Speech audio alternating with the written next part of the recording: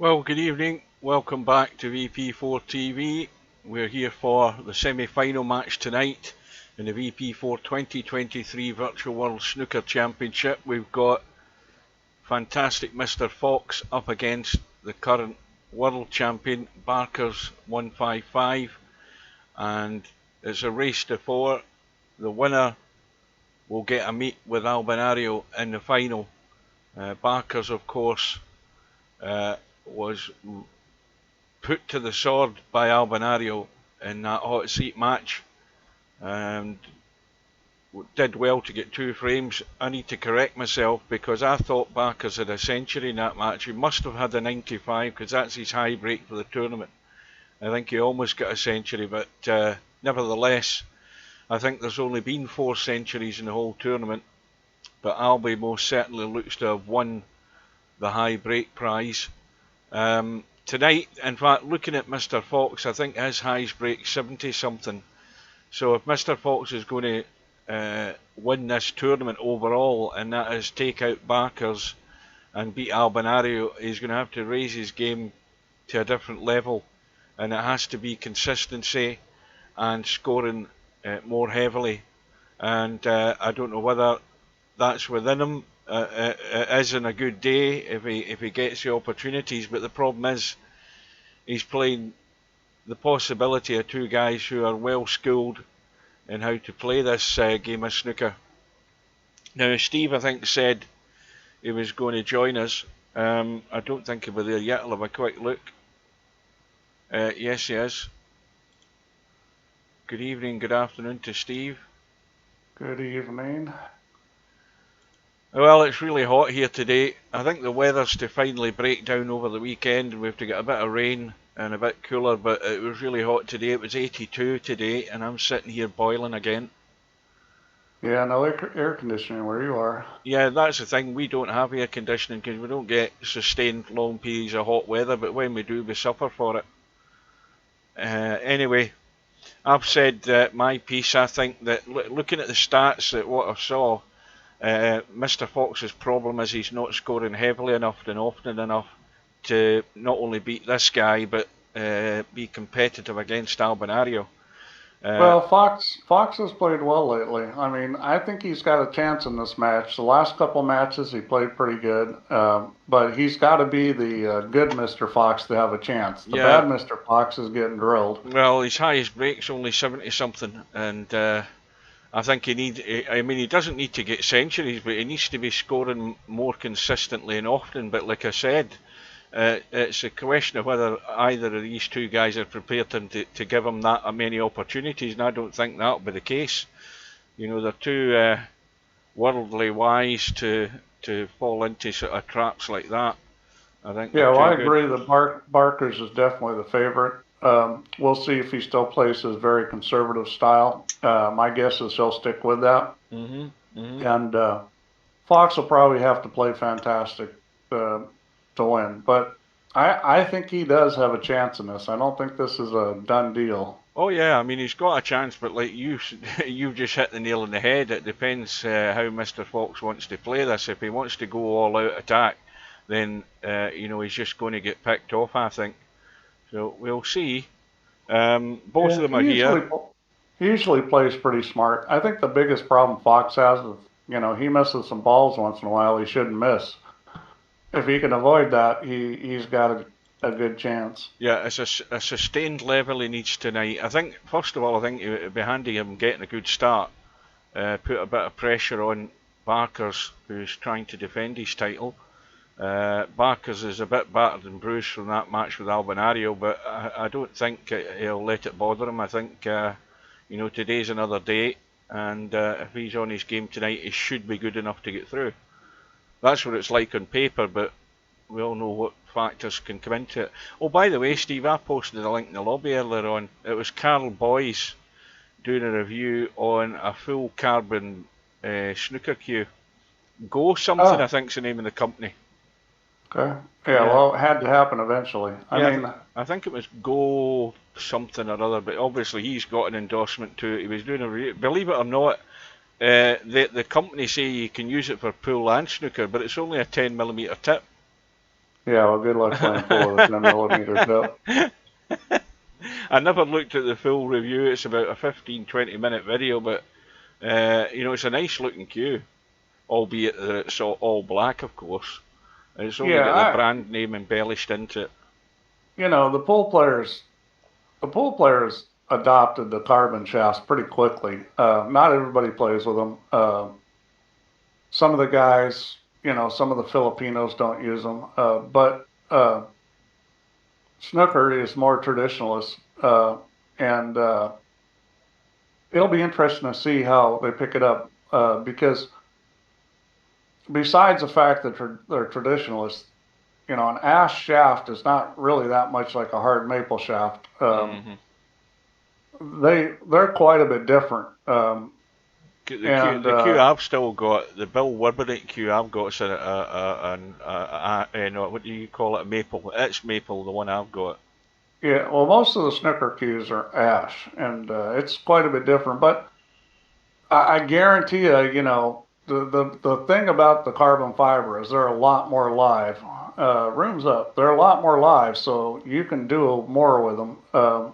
It's just, you know, it's a question of whether or not people are that excited about playing with them. Now I'm wondering whether they're lagging off or whether I've got the same problem I had the last time trying to get into Mr. Fox's room. Oh, here we go. Yeah, well, I'm in. Mr. Fox is the only one in the room. Oh, Camden's happy with the black cue, Steve, so there's another sale. Yeah, he liked it. Right, we've got Mr. Fox on the right, Barkers on the left. We'll have the lag for the break. And Stubbs in the building. So it is a race to 4. And the one on the right looks favourite to me. I think the one on the left's a bit too strong. Then again, who am I to judge? The one on the left was the best lag. So Barkers has a choice of breaking or putting Mr. Fox in, and I think he's given it to him.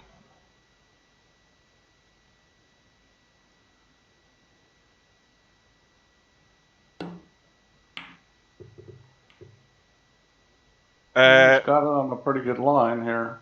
By the way, Steve, your notice has gone missing again. Your notice in the lobby for the 8-ball bar table, it's an empty space. Yeah, let me put that back up.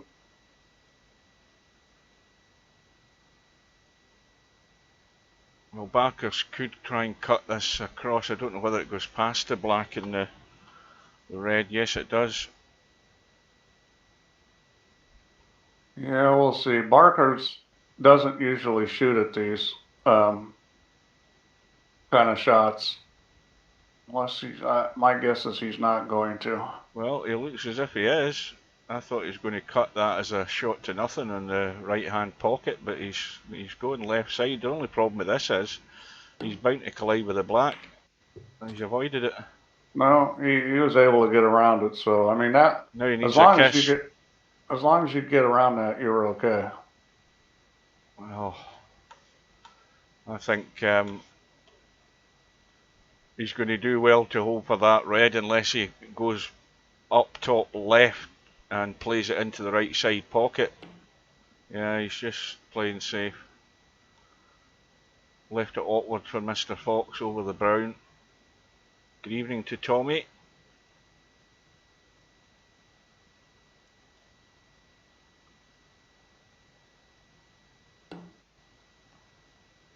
Now, how's the volume levels tonight, Dwight?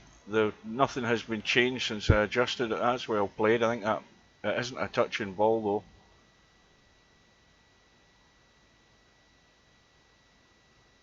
Well, good evening to Albie, who's on a spying mission.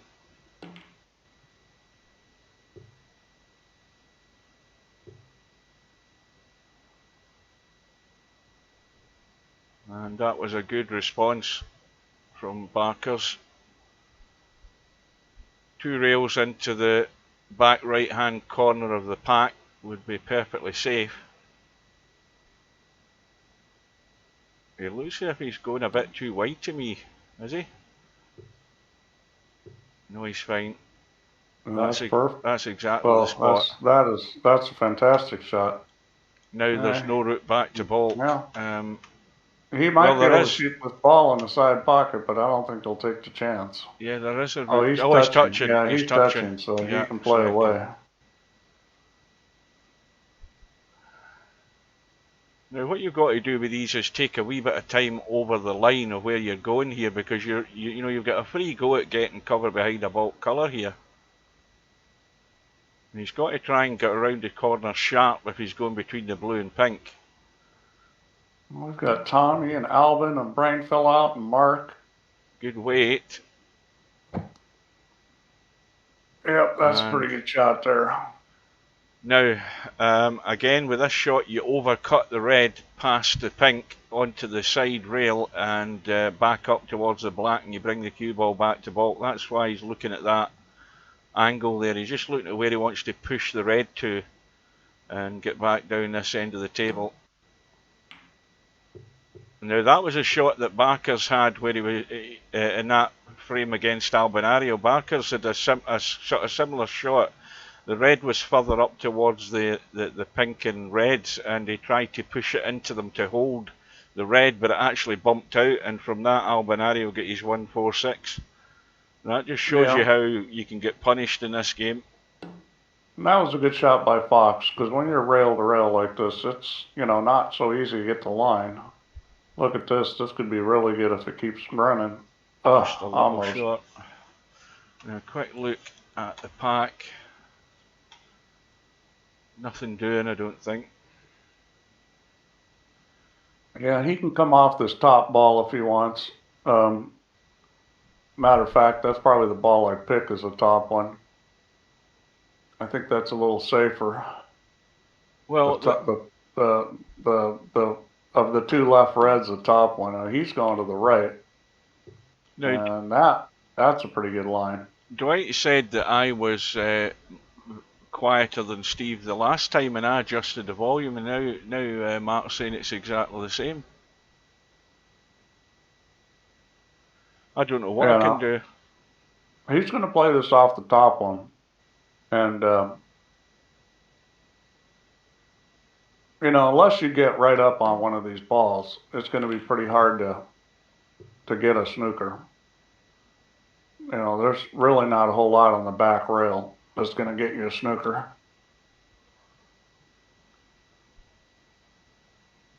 Let me have another quick look. I'll be back in a second while they're playing this. Got to keep looking at this pack because... Yep, because you can push something on. Well, exactly. I don't see anything in it.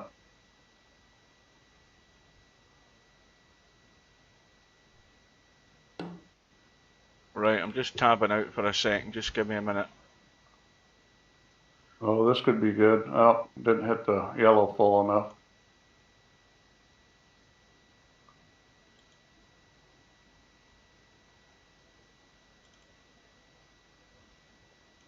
Yeah, he won't have any problem playing safe from here.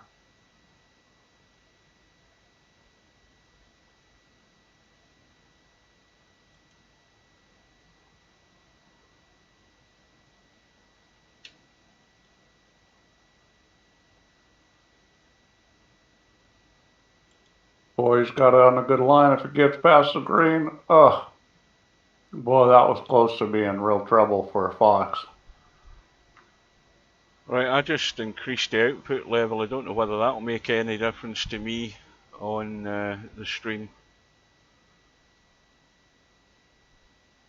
But as long as you can hear me, it doesn't matter at the end of the day. That's a bit too weak. Well, now that was the first one that was not so wonderful by either player. I'm not sure that Barker could take advantage of it, but this is where, you've got a chance to try to potentially roll up on something here when you're a little closer. I'm a little surprised he's not taking the one on the right.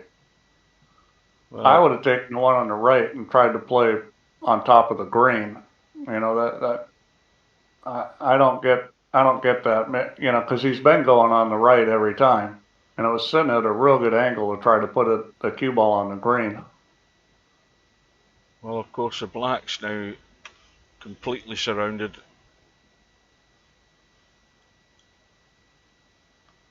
Yeah, I mean, I think in this kind of situation, you need to be proactive. You need to try to get somebody stuck on a ball, because if you're just going to sit here and go back and forth like this, you know, hoping that your opponent makes some kind of silly mistake. That's about weak as well if it catches the pocket. Yeah, like that, and that's kind of a silly mistake there. I don't know how much he can take advantage of it. I think he can shoot, just go forward and come out for the blue or one of the other colors. Yeah, but the high scoring balls are very much out the game at the moment. Now there's a red at the back right of the bunch behind the pink that goes, so the ball to get to that would be the green, where you could come between the brown and yellow and get onto that red. Yeah, you can do it from the green or from the yellow, either one.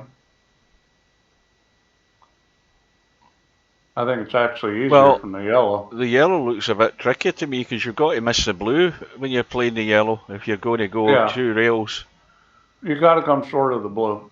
Yeah, well, we'll see what But this is no gimme either here. He's coming down on this side, and I think from the green, this is probably the best shot. Now, the problem with this is it's going to be hard to get out of there. I don't see a whole lot of reason to shoot at this red. If he's going to shoot at this, he's going to have to hit it to have any chance of getting out of there. He's certainly not getting a shot on the black unless he gets lucky. I wouldn't even go near that. I'd be ducking back up the table. Well, seeing how Barkers is a smart thinker, I don't see him shooting at it. I'm not sure what he was trying to accomplish bringing a cue ball on that line. Well, what he can do is he can feather that red with the 2 next to the pink and get the pink in play. That's one thing he can do, and duck up the table. Gotta watch the blue here. Okay, he hit it really thin. This could be good. Could be right on the yellow. Nope. Has he got the escape on the left side? Well, he has. No. And he can also have, let me have a look. No, he can't have a go at that red that's isolated on the right side because the yellow's blocking him. This shot's a little tricky. I think he'll thin on the left, but that's a little tricky. Got to get this really thin or he'll be in the pocket.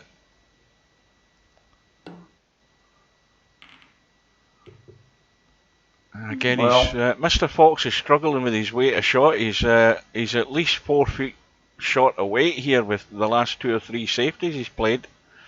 Yeah, Barker's not going to shoot at anything. I mean, there's nothing really that great to shoot at. He's not taking this bait. Somebody's going to get somebody stuck here before long. I don't know, did he catch that? I don't think he did. I think he's going to be put back in here. If he did, it was wafer thin. Yeah, it was a foul. But the thing is, I think he will put him back in simply because Mr. Fox doesn't have anything very inviting. He'll put him back in. Well, he may leave him this shot. He may not call the foul and miss. He may just leave him here. In fact, well, the only danger with that is there is a shot to nothing on the left side into that top right-hand corner, and Mr. Fox might be enticed into taking it himself. I think that's what he's going to do. He's going to have a go at this, and shot to nothing.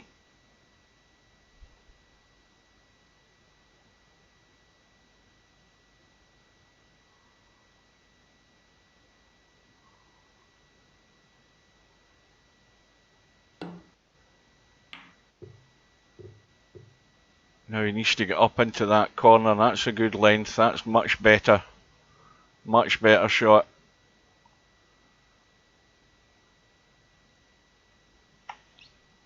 Well, I think Barkers could do something similar here. There is a gap. It's tight, but that red will go. He can do something similar from this right side.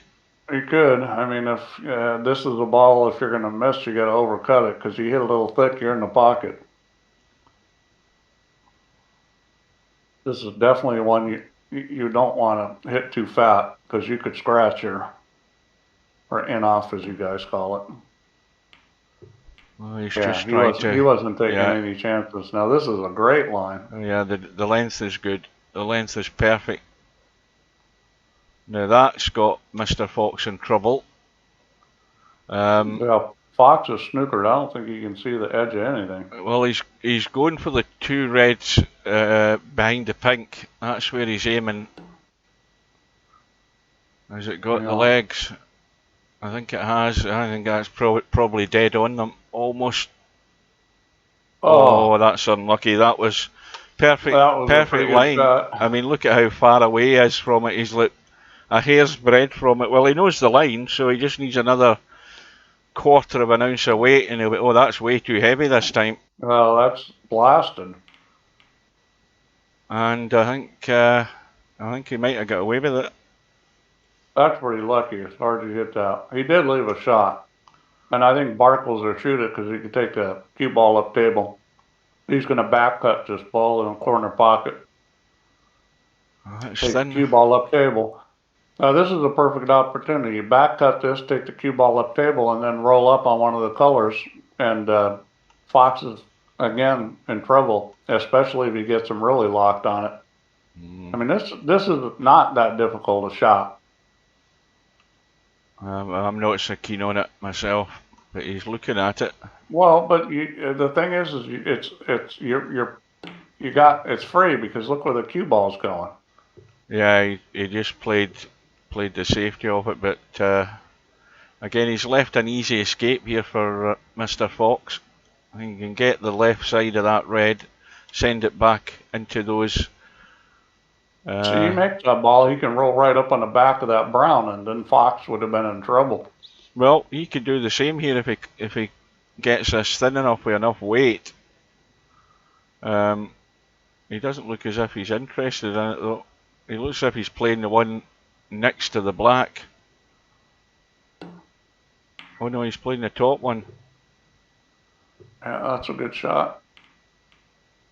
Doesn't have the speed.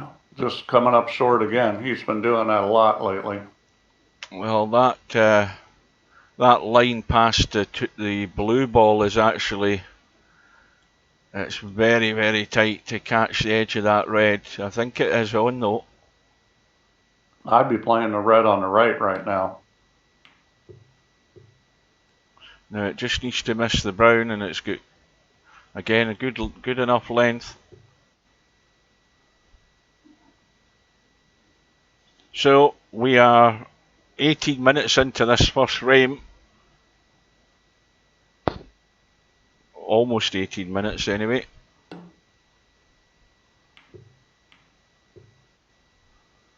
Well, we've got two very defensive-minded players here. Yeah, this is like a 1970s frame of snooker.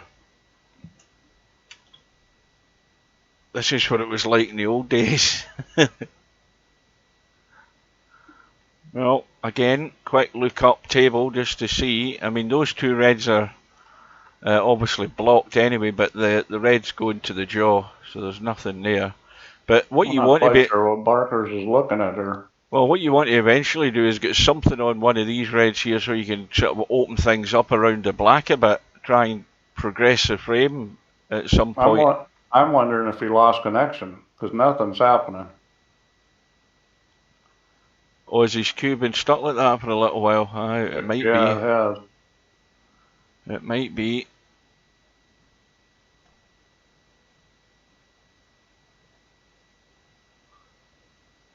Yeah, there's nothing happening. Oh, there we go. He's come to life again. Well, I would think he's got to play off these reds to the right. And it's pretty safe, but, you know, I mean, if you hit this a little thick, you could pop one out. That second red is going to hit the top of the other two over there. Yeah. Oh, he's just decided he doesn't want to even mess with that. Well, that looks like an out of sync shot to me. That was. That's actually a pretty damn good play. I mean, he's left nothing again. Yeah, I mean, he has to do that. So we may do some dinking here. Oh, left some corner. He left him a shot. We'll see if he shoots it. That bottom red on those two on the left, it goes. Well, this is again, you know. I don't think it's worth shooting at. No idea you're going to get anything out of this.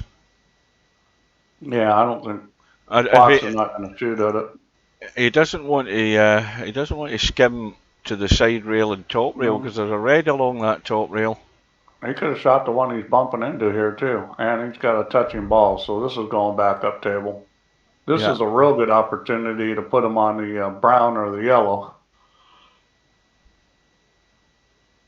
Let's see, does he have the line to get on the brown? It's close. No, I think he's trying to duck in behind the yellow, yeah. Looks like he's aiming in the wrong spot, though. I think it's got the legs. Yeah, it was a good spot. He just needed more legs. See, this is now a bit tricky because I think the yellow blocks the right side of the red that's in the open, so there is an edge behind the pink, though. There is an edge. Yeah, that's where he's going. Yep.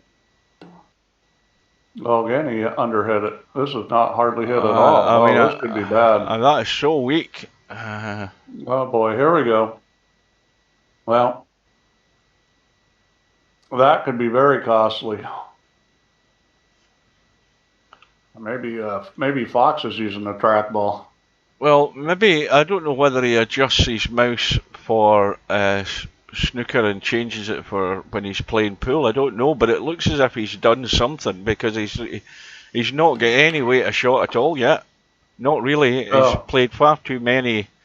Boy, Barkers didn't judge that very well. Too many weak length shots he's had so far. He's got himself funny on his pink because he didn't judge how that was going to hit the other red. He went straight through that other red. On the plus side, he's got almost automatic shape if he rolls a pink. Let's see, is he going to get too low? Well, he might get into that gap there. Well, yeah, it's close. I think he can keep it in that gap, but it's close. It might get too low. Now there are some reds down further that he could shoot still. He's going to go up table. He don't feel like shooting that pink and perhaps missing it and selling out. All right. Didn't want to catch the brown. Well, he can. No, he don't have much here. Now, does he really want to leave that red in the side cushion there? Because let's have a look. Well, it's not on the cushion. I mean, he's taking a chance if he tries to move it, because to get up table, he'd have to hit it pretty hard. Well, this is not very good. And he's given Fox a chance, and I can't imagine Fox is not going to shoot at the red he just bumped out. Now, does you want to play this 100? You see, if I was playing, I'd be trying to play for an angle in the pink so that I can, he's missed the red. I thought that if you could get out and get an angle on that pink where you're potting the pink and running into the reds to try and open stuff up. But you've got to get that red first of all. And yeah, he hit it pretty good. I think he just overcut it a little. Well, Barkers has got the right idea here because that red's dead in the pocket, so he could play this other red onto it, but he's not. I thought he was going to do that there for a second, but he's. Yeah, I'm kind of surprised he didn't. You know, the reason I'm saying that is because that red there is always a possible shot when you're trying to get back to ball and play safe. You've got to cover this red. Well, plus it guarantees you another easy red if you do that. Yeah. So I guess we're going to play with the pink here for a while because the pink and the blue, because the black's pretty much done for it right now.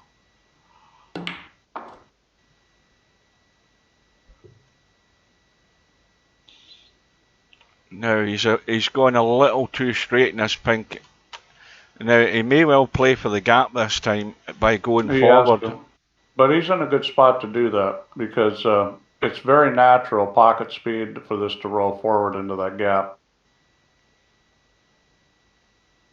Now that's something that's real important in pool to have a good feeling for. If I roll this ball, how much is the cue ball going to roll out? And I mean, it was sitting perfect for that. He played it dead weight. I thought he would go to the rail and come up. He had the angle to hold it. Yeah, well, it was sitting good for it. I mean, as I'm saying is you've got to recognize how much the ball's going to roll out. That was actually a very easy shot if you recognize the speed and how much that ball was going to roll out. Now, he's the wrong angle in the pink, but a little screw shot back here, he'll be on the red into the other pocket, I think. Oh no, he's gone. Now, I'm not sure whether he's played for the red behind the pink into the middle, or whether he played for the one in the rail there. But I think he was playing for the one on the rail. I don't think either. I think he was playing for the one on the rail, because that was easy to get to. That other red trying to screw back for that was going to be very touchy. And this is a good shot because he's going to get the pink in the middle. Well, I think he needed to run further here. All he's going to get now is the red down the cushion, unless he draws back. Yeah, he can draw this back a little. I mean, this is sitting good for it. I can't imagine he's going to go forward on this. I think for sure he's going to draw back. Well, so much for my for sure. There you go. I mean, just a slightly wrong angle. Yeah, he's okay here. He can roll forward and take the pink again.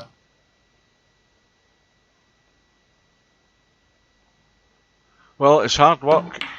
You get 29. Now, I think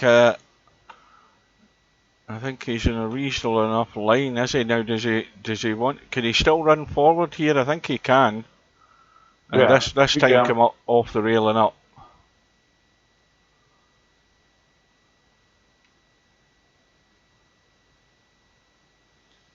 I think off the rail and up is a better player, because you'd have to hit it awful soft to get on that red.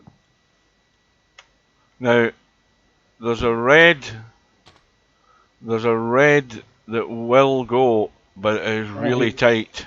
He took the blue there, and I think that was a good choice because he's on this nicely.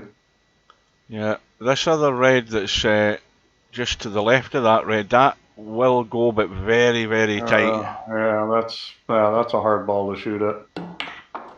I think unless he gets real good on one of these balls, this run is about to come to an end. Yeah, but it's still, it's still vital points in a situation now where all these reds are clustered, and he's got a healthy little lead. It's a good position to be in.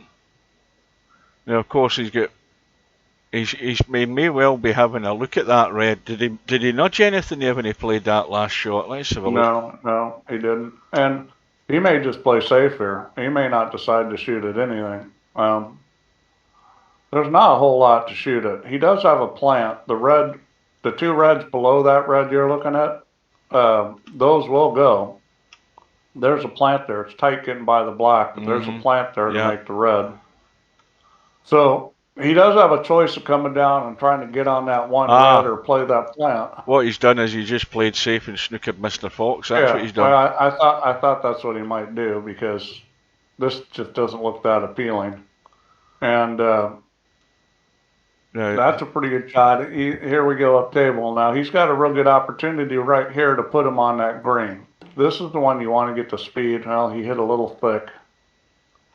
It's still a pretty good shot, though. Yeah, he's covered that side of the table, and he's got a snooker here. Yeah, with the ball's not very spread out, you can be back where he is, and one ball can get you. He's got him pretty good here. But this is an easy target to hit, though. He shouldn't leave anything. It is, but every time you move him, you take a chance, and every time he gets back here, there's a chance that Barkers has another chance to really get him locked up. Now he's underhit this again. I imagine he's going to get put back in. Yeah, that was only a foot shot that time. Well, we'll see if he does the same thing this time and overhits it this time. That looks better, though. I don't think it's going to get there, though. Nope. Well, he keeps doing this, he can get himself in a situation where he's going to have a hard time having enough points on the table to win this frame. Well, he's already, 52 behind. There's still plenty of points there at the moment. Yeah, and well, that's got back. Shot, but it's not a good shot. So this is trouble right here. I think you might see some kind of dink shot. Yep. There wasn't a whole lot to do. Now that's a good play because you're putting a ball out there where now it's going to start getting interesting. Well, so, you're going to end up seeing reds going up the table here. Well, here we go, the same thing. You just shoot that one red off the rail, put it out there on the table, and see, I wouldn't have done that. I would have put it out more in the open on the other side of the table where there's, so you had balls on both sides of the table.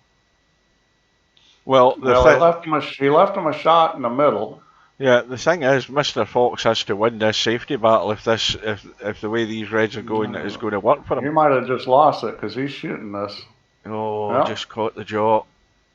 And I'm a little surprised he let the cue ball come out like that instead of playing shape on the black because if he missed it, if he played shape on the black and missed it, he was still okay. But by playing shape on the pink, he was going to give up shots. He could have shot that and just stopped the cue ball for the black. Well, this is completely turned this frame in its head here. Mr. Fox has got a great chance to. Yeah. And I'm surprised that he went for the pink there because he had a perfect angle to bump one of those reds there. I think he was worried about getting on a red, but I think he had the perfect opportunity to take the black and open those two reds up. And he might regret that. Yeah, I think he might regret that. I think if you're going to try and win the frame, you've got to take that sort of opportunity and open them.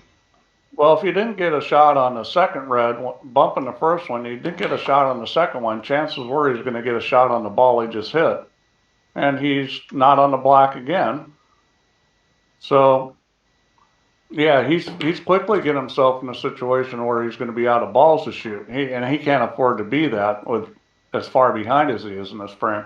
Good evening to Mr. Deanster. Yeah, I'll keep harking back to that. He was straight.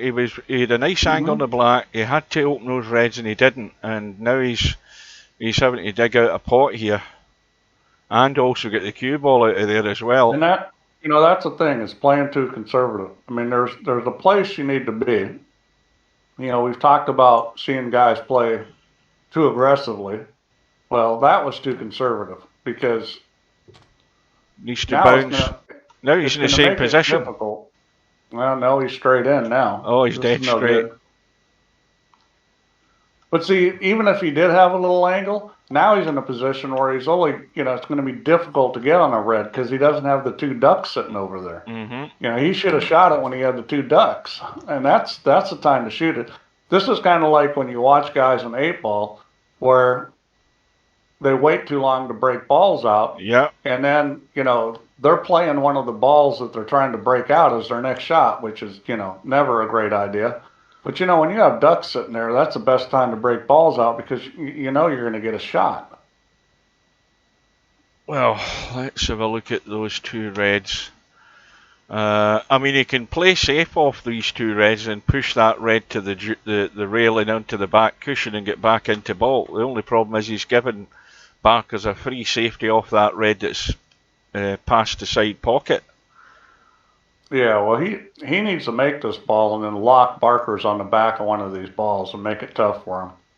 That's what I'd be doing with those two reds sitting by the black. You could conceivably lose a lot of points and get put back in a number of times. Well, that's not going to happen because he missed it. That was a good opportunity to play a safety, and he may have left it. He's overcut it. That's what he did. He's left it right in front of the pocket on top of it. Yeah. Now Barkers can pot the red and go to the rail and bump into this black and two reds. He's only 30 in front, so he needs these reds. So he's got an angle here.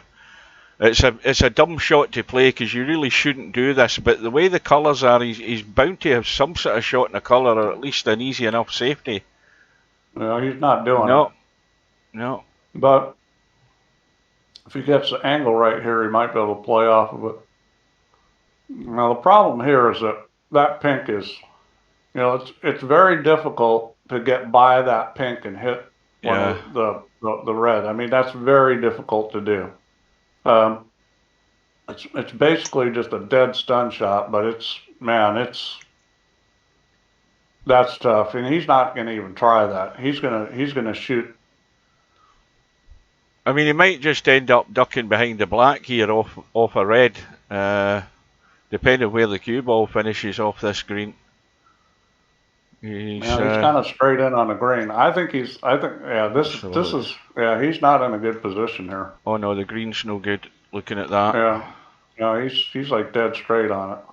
And the pink's no good because it's the wrong angle. I mean, he could play the pink and get loads of draw into the cue ball and go to the side rail, really fizz it up. But no, that's no good. I mean, you can always try to play the cue ball into the pink and hope you hit it solid enough to get lucky, or you can try to get by the pink, just try to get by it on the right side and run into the red. I'd probably try that. He's just going to play safe. Now that'll work. That's a good shot. But again, it's a reasonably big target to hit, but he's got to get this dead weight though. He doesn't want to nudge something the wrong side here and open any of these up. Well, this could be a 7-point penalty here. Well, the thing is also to be put back in. That looks reasonable. Good shot. Well, Barkers now can he can use the black as a stopper, get the black in play, and then get down table. No, I would have spun that and tried to get it on the green. Because you weren't going to get a snooker there. I would have been a little bit more aggressive when I played that safety. Yeah, I would have had a bit of right on it to I would have had a lot of right on it. Try to get up behind the green. You have the green and brown over there because this is just too good. He can actually see this ball maybe to pot it. It's close. It's tight. Yeah, it's too tight. The thing is he's going to run into the black. I mean, I don't know that this is a good shot to shoot at. I mean, this is an all or nothing shot here if he shoots it. I mean, the safety's easy enough off the red onto the black and use the black as a stopper and get the cue ball running again. He's going for it. That was an aggressive play. And he's got away with got lucky. Yeah, he got lucky. I mean, and the thing about Barkers is he's very consistent. He plays conservative and he doesn't vary off that much. As Fox had played conservative, and then he took a big chance. Now maybe he needed to with what the score is. He's probably playing a score there because he's the one that's down. Barkers, he's not the one that needs to make something happen right now. So there is 31 points in it. There's 43 still in the table. And that's not a bad play. That is not bad. That's a very good play. This is Danger Will Robinson there. I mean, that was a very good play. Yeah, Fox is in trouble there. Now, is that middle pocket in the way for the line to these two reds? Let's have a look. He can get by the middle. He's not blocked. He can get by the middle pocket. Yeah, he's just going to hit the jaw. Oh, he went on that side of it. Oh, this doesn't need to bounce. That'll do it. Boy, that Well, was really a fine play there.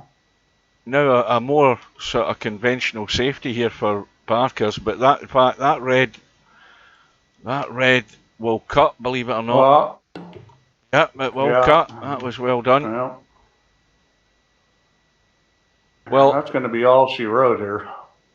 That is now 32 in front, so this pink will secure the frame, or the black, whichever he's happy with, but pink's the perfect ball to get onto that last red.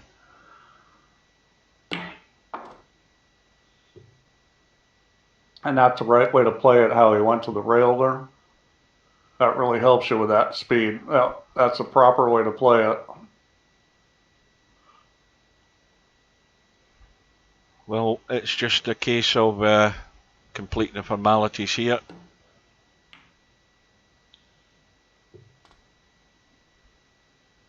Well, that was a well-played frame by both players. Yeah, but I'm still going to go back to that first opportunity that Mr. Fox had when he had the nice angle in the black and should have took the risk in bumping those two reds open and hoping he got lucky. That's when you have to take a risk like that. He could have been at the table clearing up right now, but we'll never know. We'll never know. 100%. 100%, you're right, Hugh. He should have tried to move him. Oh yeah, but you've got that chance. I mean, the only thing about it, Steve, is it's a silly shot from one perspective because you know that you're hoping a bit of luck to still land on a red, but you have to take those risks. No, I disagree because you could force that cue ball through. You're hitting just the one red.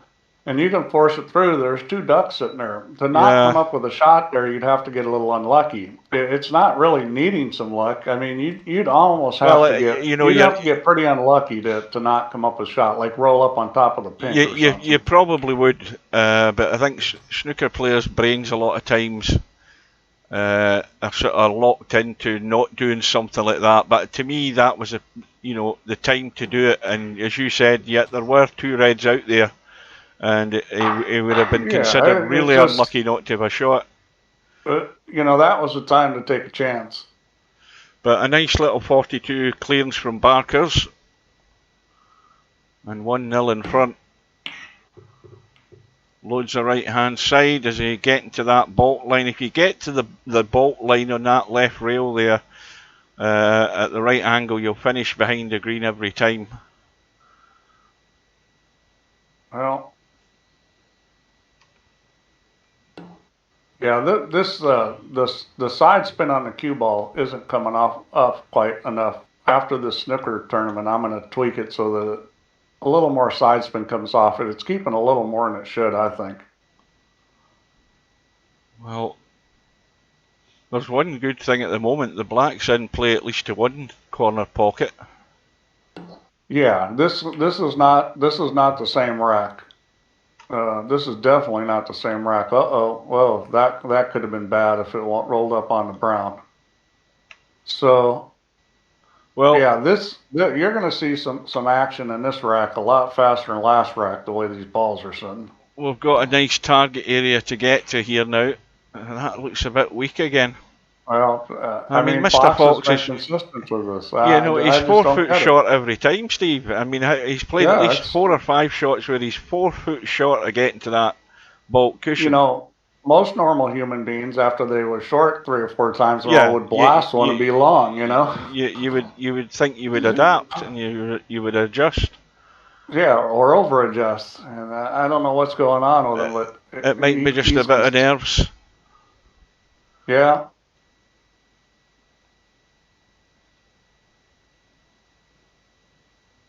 Well, this match, you're not going to see people do too many stupid things. I mean, granted, we both agree Fox made a strategy mistake last frame, but it wasn't stupid. I mean, it was just not aggressive enough.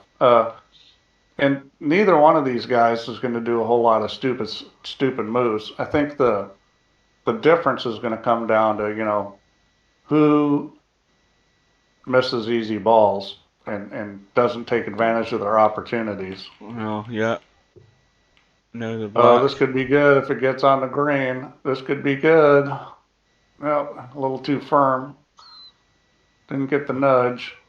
He can almost shoot at this, but I don't think he will because There's he no can't way get on the cue earth ball. any There's sane human no being would shoot that red, Steve. There's no way no on earth. path, no path for the cue ball. But if he gets this nice and thin, and I don't think he needs any side spin on it. If he gets it nice and thin. No, this is near impossible. You're talking about getting on the green or yellow? This angle, this is near impossible. You'd have to paper thin it. Yeah, he didn't get it thin enough. Yeah, he hit it pretty. That would have been that. You would have had to take a big chance to try to get on those really thin. Well, the thing is, he could have had one go at it and missed it, and then maybe get put back in and have another go at it. Yeah. Well, that's now going to tie the black up. Same sort of shot. Good length though. Very good length. So now this is getting a little tough here because he may even roll up on a ball here. He's got some room. I think he'll still thin the edge of this ball on the right. Well, what I'm worried about for Mr. Fox is that he gets enough hit in this to get this cue ball at least past the baulk line this time. Yeah. Well, this is natural to come back right where the cue ball is. That's way too weak again. Yeah, there it is again. I mean, that's just pathetic weak. I mean, that is ridiculous. He's not even in the line of the blue, barely. And this doesn't put any pressure on Barkers. That's the point about it. He's not only does it not put any pressure on it, when you're closer like that, you can be a lot more aggressive as far as the kind of shot you play, because you don't have to be as accurate. And we just say that, and Barkers just coughs up a shot. Yeah, he's giving him a shot. This isn't a great shot ball to shoot at because, where are you going to take the cue ball? You've almost got to try to go in between those two reds, the red by the black spot. This is tough. He's going to hit this with left English and try to come back up the table, which is probably a smart idea, except for the fact that it makes the shot harder. And what he's got going for him is the pink and black the black goes. He's going to bunt this and play the black. Yep, the black goes. Yeah, but where does the black go once it's in the hole? That's the question. He's going to come back or roll through, and then he's going to play up for the blue. Well, this black's going in the green spot for a start. That's where it's headed up table. He'll play up table after this, and there's nothing wrong with doing that. Well, you didn't want to be that straight in though. Well, this just got a lot harder. You wanted to leave yourself an angle you can move this cue ball off of. This is, that was kind of a silly mistake there, position wise. Now, if he takes the second red, which is what he's looking at, all he's going to do is brush through and duck up table. I don't think he can shoot the second red. I think he can. I think you're right. I think he can. It's tight, but I think it does go, and that's what he's looking at. Not at the way he's lined up at it at the moment. Yeah, see, that was always going to the jaw. He wasn't lined up properly in that to make the cut. He had to take a wee bit more. He still wouldn't have took any of that red. But I suppose that's the sort of first real blunder from Barkers. Well, the first mistake he made was where he put the cue ball. And it's not a stupid mistake, but it's kind of a silly mistake to get that straight in on it. I'm sure that's not where he wanted to put the cue ball. Well, we've got the red hanging over the pocket, so he doesn't need to worry a lot about position. Yeah, well, the great thing is he can play position for other reds, and if he doesn't get on him, he's got that one. See, he can do this. And now he's got this red. He doesn't have to shoot the red in the corner if he can get out of here, which, he might end up shooting the red in the corner just because he can't get out of here. Yeah, and this is a little tricky getting position from where he's at. Yeah. Well, he didn't try to do anything. He just wanted to shoot the the shot to play now is the brown and duck in behind the green and yellow. That's the shot. Yeah, that's what he's doing. That's too heavy. Way too heavy. He's just got no. He's got no semblance of touch or feel or anything at all here, for what I've seen. Well, it wasn't really the right line either. A little too much cut and way too heavy. Well, here we go again. Now, this is a good angle to put it on the green. That's just going a bit thin. The right idea. But again, you look at the difference between Fox and Barkers. You know, Barkers is nailing it pretty much every time. You know, getting that length of cue ball. Now, if this is me, I'm hitting. See the two reds together? Yeah. I'm hitting the ones down by the black spot. I'm hitting the one on the right and trying to put them on the green, because the one it runs into is going to go off the long rail and come back where the other two are. Exactly that. Again, that's why you always look up table before you move. Now, he's Fox going off going this the other way. Left. Well, this is a good line too, except he got it too heavy. That's going in the hole, is it? Nope. No, I don't think it'll get there. That was a good shot if he could have hit a little thinner. Well, this is a tricky one for Barkers, because he's going to have to play the exposed red, and he's going to have to play it. There's actually a gap. I mean, that, you know, I've seen these go in. There's a gap here to go into that left corner pocket. Yeah, that's a problem shooting out. But it really you're going to leave it in front of the pocket at the speed you're hitting it. That's the problem. It was heading in that direction, but again, look at the length of cue ball. Yeah, that's beautiful. Although he's on the back rail. He's left the edge of that red for a pot, but does Fox want to take it on? Well, it's a pretty free shot because the cue ball's coming back up table. I think he will shoot this. I mean, this is the freebie here. And no matter where the cue ball goes, you're going to either have a whack at a color, or you're going to get a good safety opportunity. Well, that was pretty thick on that one. And again, he's got that shot on the two lower ones if he wants it. Well, Barkers isn't giving it a look. He's not giving it a look. But you're right. Yeah, I mean, that's exactly the shot I'd play. He's trying the shot Fox did before us. See if he can hit a little thinner. Nope, same result. Just a little too thick. Well, now Fox has to play the red right in front of him. That's the one he has to play. But I mean, I'm a bit worried about how he's going to hit this and whether he's going to get any length in this cue ball again. Well, the problem here is the line he needs to take if he wants to put on the green is right at the side pocket. He looks as if he's... If he's just short of the side pocket, well, that's way too light again. Yeah, he had it on a good line, but it was just way too light. He's still not got into bulk. You know, he's got you up there. Well, he's got the shot again, and this for sure is a good shot because there's, you know, those two reds are sitting there. They're going to stop this ball. Well, I think he's looking at the top two reds, is he? Yeah, I don't like that. Yeah, well, that was interesting the way he tried to play that. Well, now we've got a huge target to get to. A wall of China back here. And those two top reds are sitting good now because the one's going to come back off the long rail. I can't imagine he's not going to shoot this. The one's going to come off the long rail, and it's an angle that's going to go into, I think, the top red below. Yep, that's what he's doing, and he's not on the right line. But this time he's got better weight. Yeah, well, that was a good opportunity. And well, here's a similar shot from the right side. He's got the same shot. He's got the same shot if he wants to shoot it. And I can't imagine you wouldn't. He's got the same exact shot.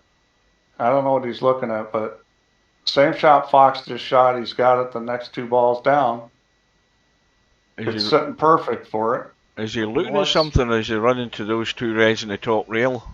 Or three reds? No, this is sitting perfect. This is sitting perfect. And I'm not sure what he's looking at, but this is sitting perfect to, he's... Well, that's a strange one for me, because to me, those two reds there, I don't know what the hell he's doing. those two reds there, you play that red, that sends that red to the rail and back that way. You run the cue ball off the line and down the table. Yeah, you got a chance to get him behind that green and the red. I don't get that shot at all. Well, you see, and the reason I don't get it either is simply he's left another free safety here for Fox, or a pot in the red up table. He's going to pot the red up table and then play safe. I mean, he could get him really locked up here. He takes this up by the green and the yellow. That was a big mistake. Well, it was strange thinking. Fox missed the ball. Well, here we go. This is a free bait. Just bunt this around the corner and duck in there.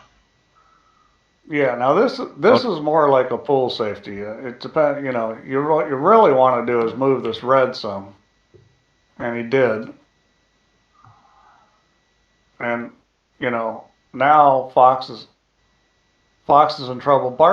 Barker's made a mistake, and it turned out to be a trap. It turned out to be good for Barkers because Fox missed the ball. If Fox makes that ball, then Barkers is the one that's pinned back here someplace. Well, if he goes for that red that's just been played and gets it on the right side, I don't think he's... Oh, that's very firm, very firm. Oh, anything could happen here. Boy, that's fortunate. That was very fortunate.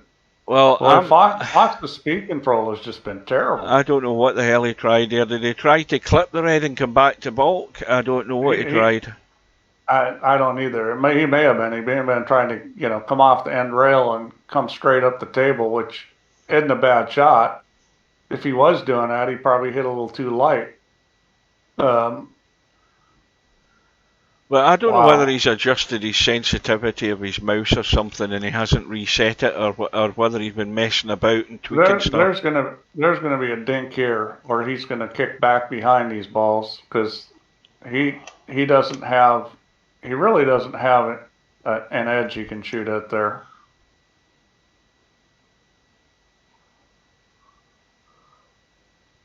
Honestly, I kind of like kicking off the side rail back behind these 3 balls on the end rail.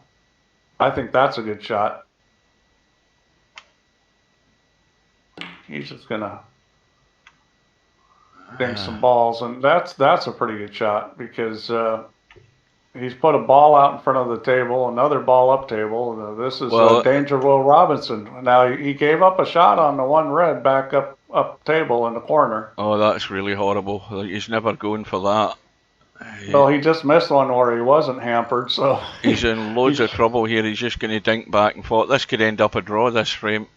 No, it's not going to end up a draw. Because watch this right now. He's going to play the one red, the below red, into the one down on the rail and just stop the cue ball there. This is not going to end up... This situation will not end up in a draw. There's no reason for it to. I think he should play the red that's right below the cue ball and just dink it into the ones on the end rail. Then you're stuck with just on top of one red. Now there's trouble because where are you going to go? And neither one of these guys is recognizing that shot. No, hang on. Mr. Fox has got a touching ball. He's got a freebie. He's got a freebie to get behind that green and pink. I just looked at that. See, Barker should have played that ball that was down below, and he could have had Fox in trouble instead. And that's a good shot. Because he played a good shot.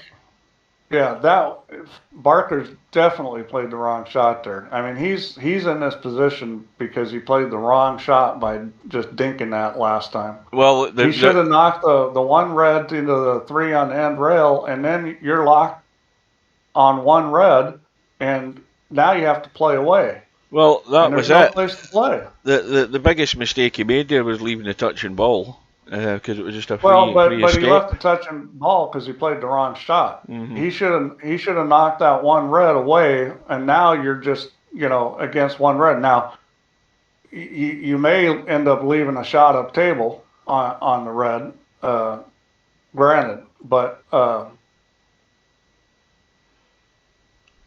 Now, where's he going? Trying to get to the side rail, and duck behind the red. Good shot. That's a very good shot.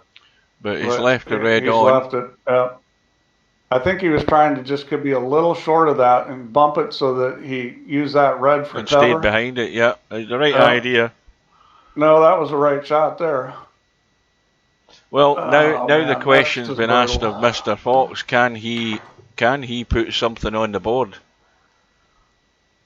Well, if there was ever a table, the only thing wrong with this table is the black isn't on the spot. The black's up table. But other than that, it's looking pretty good. Well, he's got a bailout on this red on the left side rail, near the black. He has a bailout if he ever has to do that. But he has to work with what he's got at the moment. He's got yet reds and pinks to work with here. He's gotten himself funny here. So he's trying to figure out how to get on another red. He's going to play down for the one in the middle pocket, and that, I think, was a pretty good choice. And he's on the pink after it, or the black. To shoot the pink or the black, probably the black. Wait a minute, the black, let me have a look at the Oh, black. he's on a red. Yeah, he's on this red into the middle. The black goes. Yeah, right? He's good, yeah. Needs to bounce out, needs to keep going. He's a bit short. Well, that hurts coming up short, because those two reds that are ducks there. Well, he can draw this back off the pink and still shoot it, but it's... Well, no, what he should be doing is he should be potting the pink and coming back across behind these two reds. I agree. He's going to go forward, and does he have one in the corner? He's got the one along the rail, but he's okay. He's got to make sure he gets out far enough for he's black going to go or out pink. And shoot the pink. The only problem is, you shoot the pink or the black, you can't roll through. I mean, unless you're shooting the one red up table. Yeah, this is...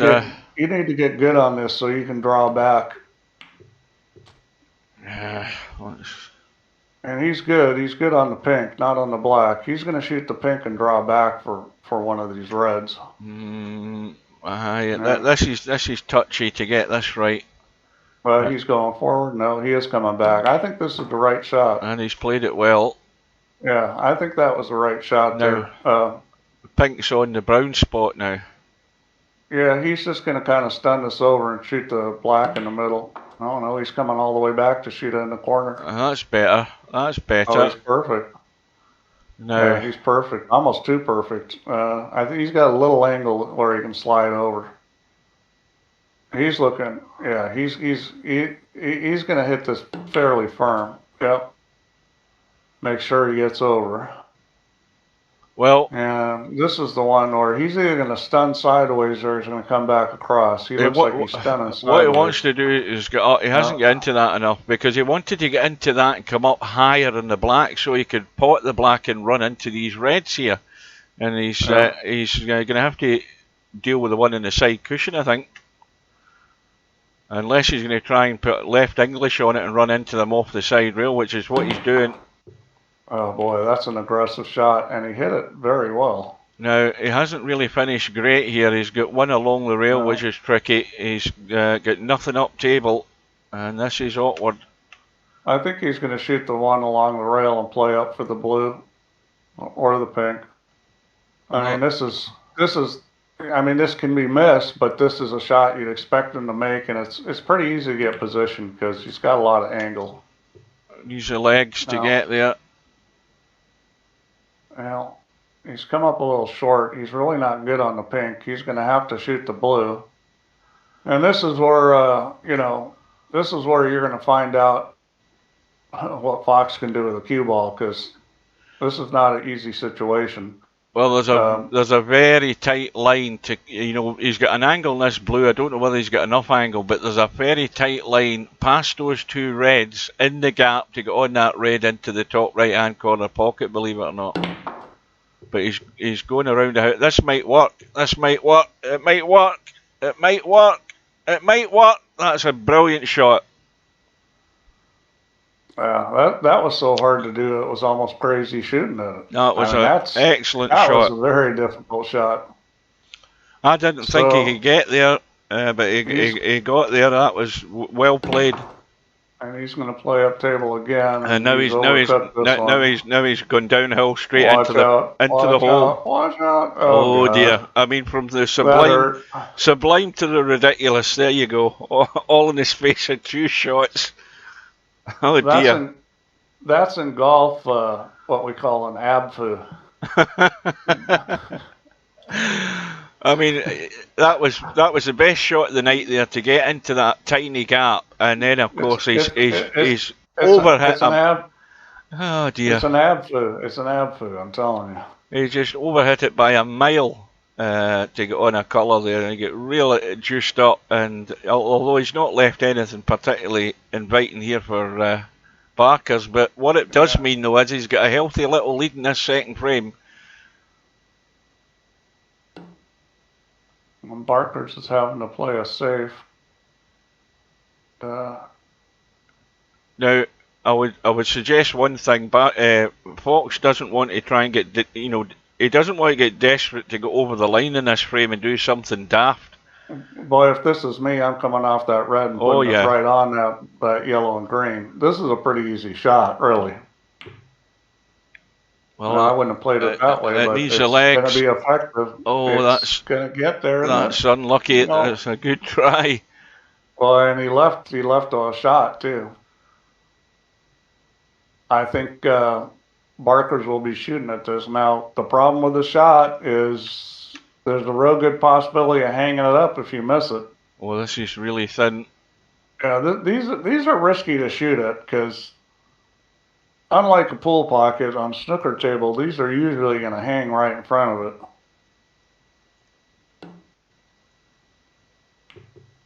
I like that. Yeah. You hit it just a little too thick and go bonk. Mr. Fox won't be complaining as long as he can see it, which he can. The black doesn't go, I don't think. No, it doesn't. So he just needs to get this cue ball moving up table. He's bound to be on the blue or the pink. And, well, he's got an angle in the blue. And the angle on the pink's no good because he's running into the yellow and green. He's looking to come in behind the green. This is the same shot he had before with a worse angle, and that's well done. Yeah, I think that was a smart right shot. So this is tricky now because he's going to have to play to the right side. There's nothing to the left side of this, so he's got to go to the right side. And this is going to be difficult not to give up a shot. Yeah, he's really got him in trouble here. Yeah, the right side. See, if he's going to try and go left, he's going to have to play this with side spin to get the cue ball doing anything. He's going to have to spin it a lot. Now, the shot from the left, I think, actually has a better chance of getting covered because you come off that one red and you go off behind the black. Those other 2 reds, you're not going to get a shot on him. Well, he went that way, and he's come out smelling like a rose. I mean, he's given up some shots, but that's not bad from where he was. Well, there's nothing that's a gimme, but this is a roll up the cushion, give it all the chance to go into the pocket, and that will do. So, and this frame is over. He's 44 in front with 5 to count, so that'll be 47. He needs the blue and 1 more red to secure the frame. So he should be good here. Go. He's just going to follow this, come off the end rail, and come up and take something, anything. Boy, and he comes up short on that one. Well, it's been a long first hour and 7 minutes here for 2 frames. And we're going to be tied 1-1.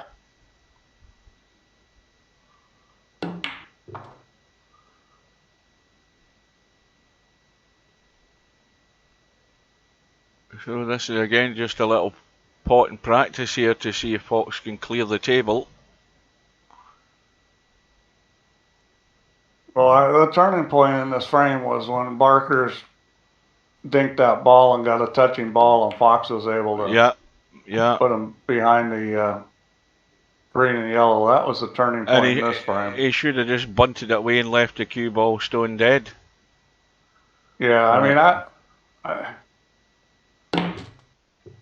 I don't know. My shot had some risk because you were going to leave the shot up table unhampered potentially, but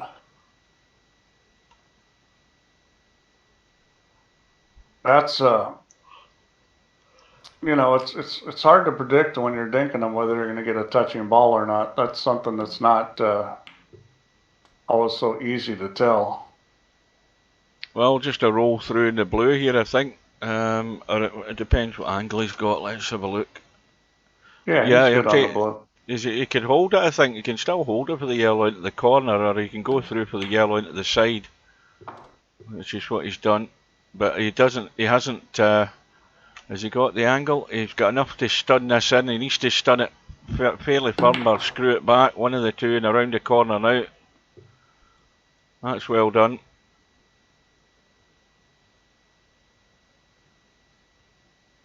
And this is a little sort of stun draw up the right side, unless he wants to go rails. Yeah, there we go. I think he's overcooked it though slightly. Now, one thing about playing safeties is that if you're not getting lock-up safeties, you're always giving your opponent a chance at the table to do something. And he flukes into brown. And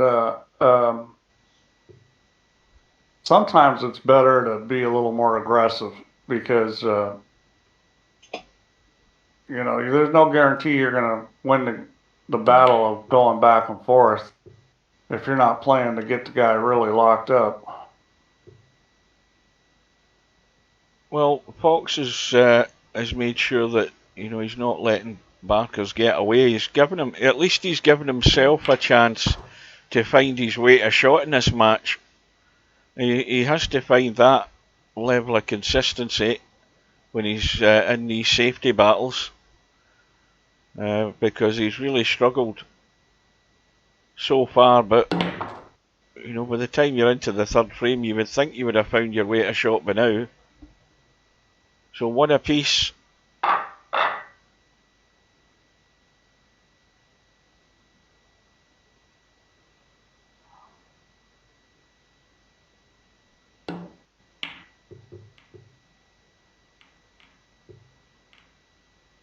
That looks, well,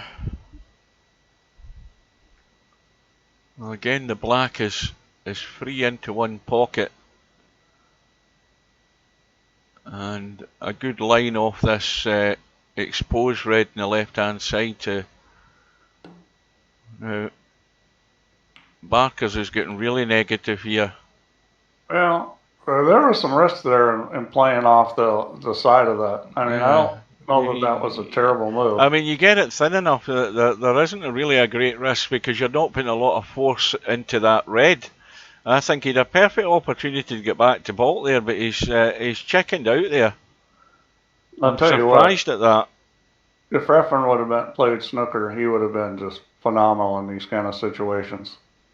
I mean, Efren's ability to do things when, you know, you're looking at crazy stuff like this was, you know, it's just pretty incredible what the guy could do. He would have been a great snooker player. Well, he's got a touching ball here, Mr. Fox. Barkers has done it again. Yeah. And Fox. But there's some risk here because if he tries to put him on the green and doesn't get there, yeah, there's that open red. Yeah, you've got the open red on the right hand side. You've got the red that's cuttable top left. Yeah, that's good. Here we go with a dinkathon. Yeah, you're going to get a fair bit of this because nobody's going to risk going up table here. Or down table as we're looking.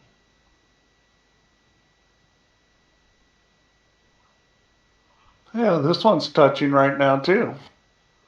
I hope he knows that because he's about to foul if he doesn't know that. Yeah, you're right. Yeah. Yeah. Now this is a good move because you're going to put a ball out in the open. Yep.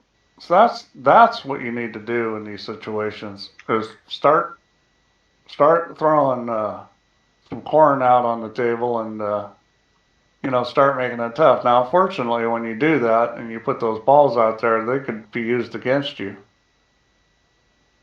He's got a shot if he wants to shoot it, and I don't think he'll want to shoot it because it's not very pretty. Danger Will Robinson going this way. Okay, and a little different. Yeah, and now there's another touching ball. Well, it's just going to be dinked backward and forward until there is another touching ball, which won't be too far away, I wouldn't think. And of course, there's no real escape route into vault because you're giving your opponent an easy safety if he wanted it off that red that's in the vault line pretty much.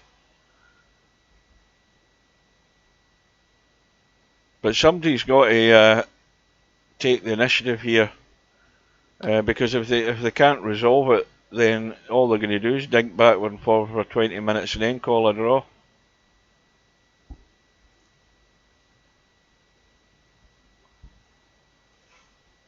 Yeah, I'd be thinking of brushing the red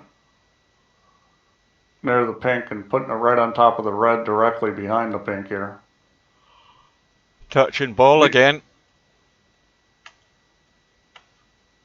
Now, he doesn't have as good an angle to do that. I wouldn't do it from this angle. See, I would have moved that one red out because then it's Danger Will Robinson. Because if you bring the cue ball back to those balls, the one that's side is exposed. See what I'm saying here? The red that's next to the red right below the pink. Now, if you move that red and then you stick him on top of the other red, then there's trouble because the ball that's out there is now available for the middle. Well, the thing is, Mr. Fox, in that previous shot there, Steve, he had a touching ball and he had a line off that jaw there to come over here and try and use the vault colours to cover that red on the rail. These guys are not being aggressive enough in how they move these balls because you want to move these balls and put your opponent in a trap. This is like one pocket. You're trying to move balls in a position and put your opponent in a position where it's going to be difficult for them to make a play without selling out a ball. But, you know, just dinking balls like this is not going to do that. You've got to move balls. Well, it's again. See, this angle you could try the shot I was talking about, but it's too risky. The angle that it was before when it was down on the pack was perfect to do that. You could have played that one red, put the cue ball on top of the other red, and then the guy's in trouble because of that ball into the middle. Yeah, but gradually these are just loosening up that little bit more. Now you could play it here if you're brave. You'd have to jack up a little, and I don't think anybody's doing that. Actually, you'd end up moving that one red. Well, you see, here's another opportunity to punch that red around the table and just get into the bulk cushion here. I would be playing that just for the sake of progressing the frame. You know, the reds are still gathered together. You're unlikely to leave a barrel load of... That's a little risky because these guys aren't, you know, these guys are not risk takers. Yeah. But there was some shots where it was fairly low risk and you could have got the guy in trouble. You've got to think about, you know, now there's a shot where he moved a ball. That's what you want to start doing is moving balls out.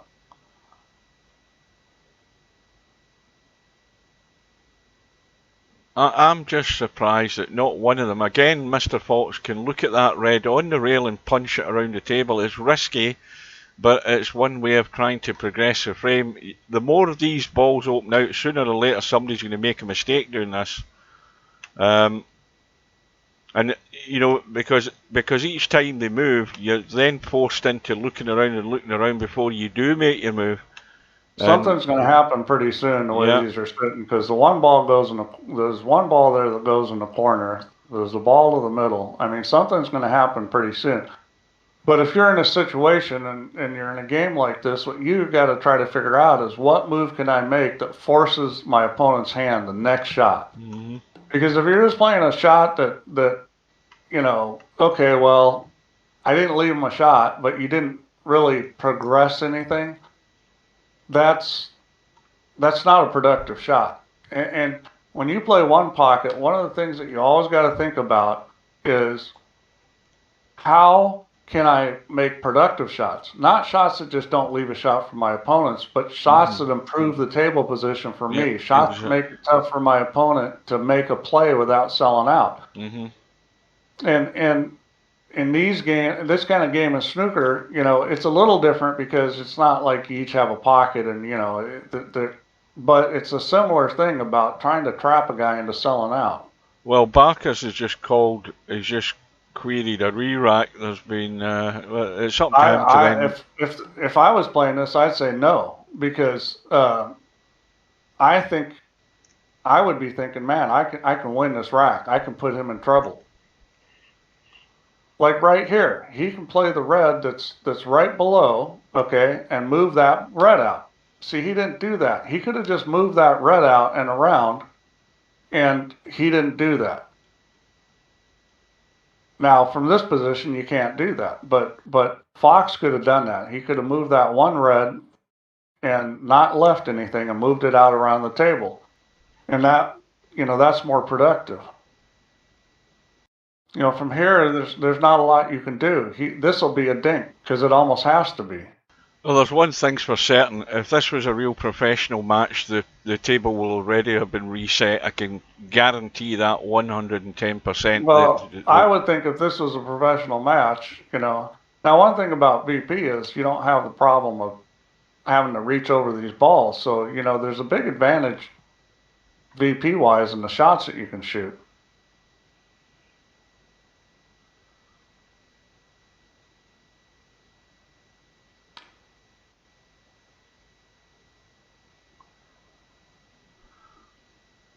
See, now it's getting a bit tricky here with that red that goes into the corner. I would roll, see the three reds to the right below it? I'd roll the one on the left. I would roll that and bump the other one.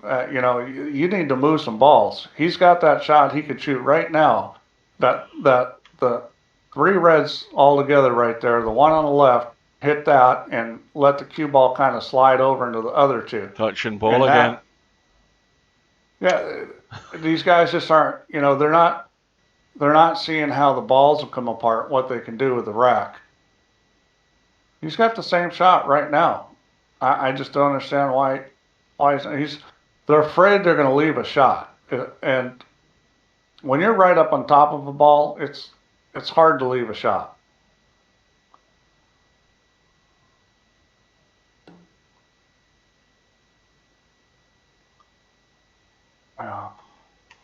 Okay, here's that shot again. See the ball right below him that's in the open? Hit that ball and let it go behind. Oh, that's a foul miss. Yeah.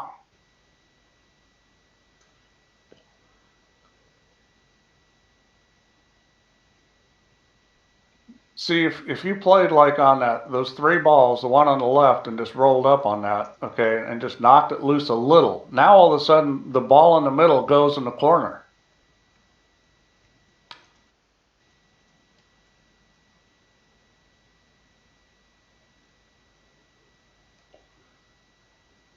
Or at least that's how it should be. I presume that is factored into this, Steve, that if you call a re-rack, whoever broke off breaks off again.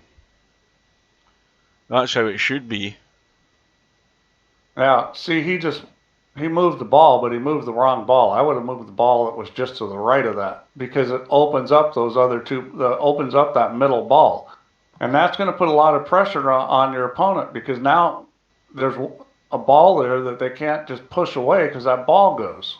Huh, Mr. Fox said he's good for now. I don't mind this, but feel free to ask again. Well, I mean, this should...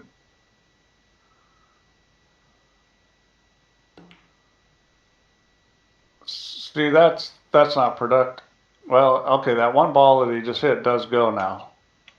I might have played the other way. So this will be a dink because I don't think he has a lot of choice. Touching ball again. Yeah, this is going to be a dink. And that's a foul because he didn't notice it was a touching ball. Touching ball hit first. Yeah, got to keep looking at the HUD when you're playing all this tip-tap and it's touching again.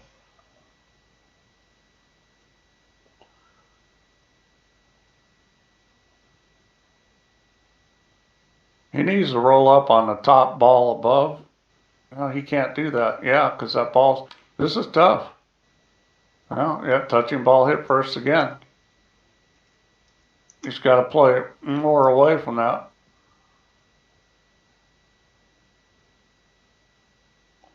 Oh, Whiskey's had enough. He's had enough. The audience are getting rowdy here. Now, this shot's a little risky because he's going to leave a shot. I don't know that Barkers will take it, but if he goes this way. Still touching, of course.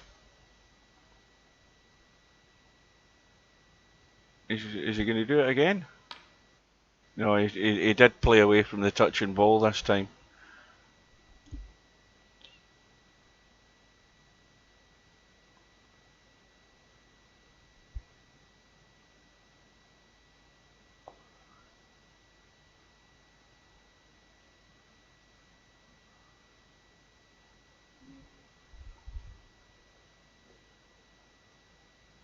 Yes, yeah. It's a virtual door.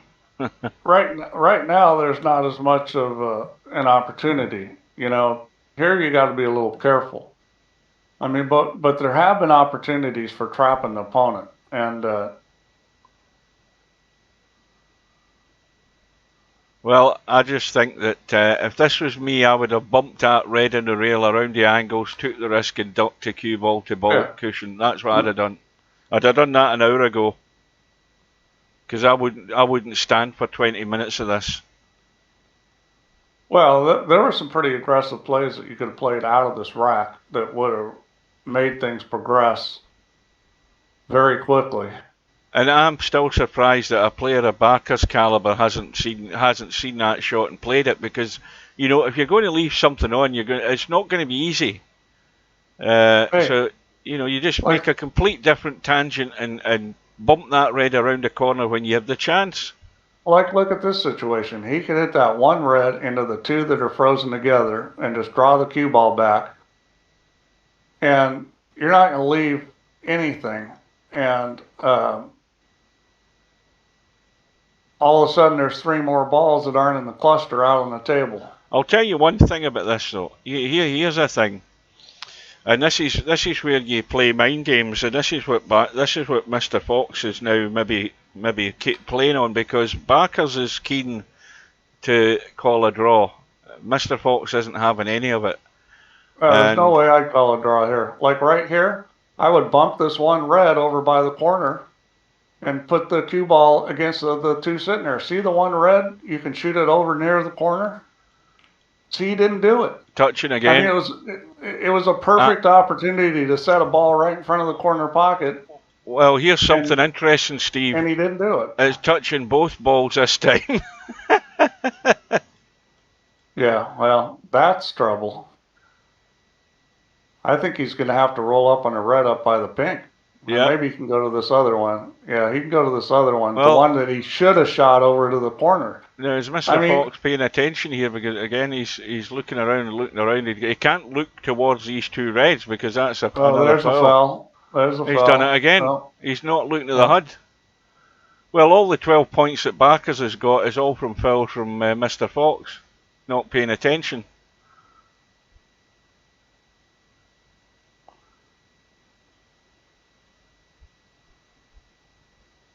Now, if you want to, this top red that he's looking at up there, you can just pick that out in the middle of the table and across and stop the cue ball right there. You're not going to give up anything, and you got another ball out there. There's all these shots that they could shoot. Touching again. Where they can put balls out on the table, and they're not doing it. Now, this is a real problem because I think the only ball he can go at is that lower ball. Okay, he just dinked away from it, I see.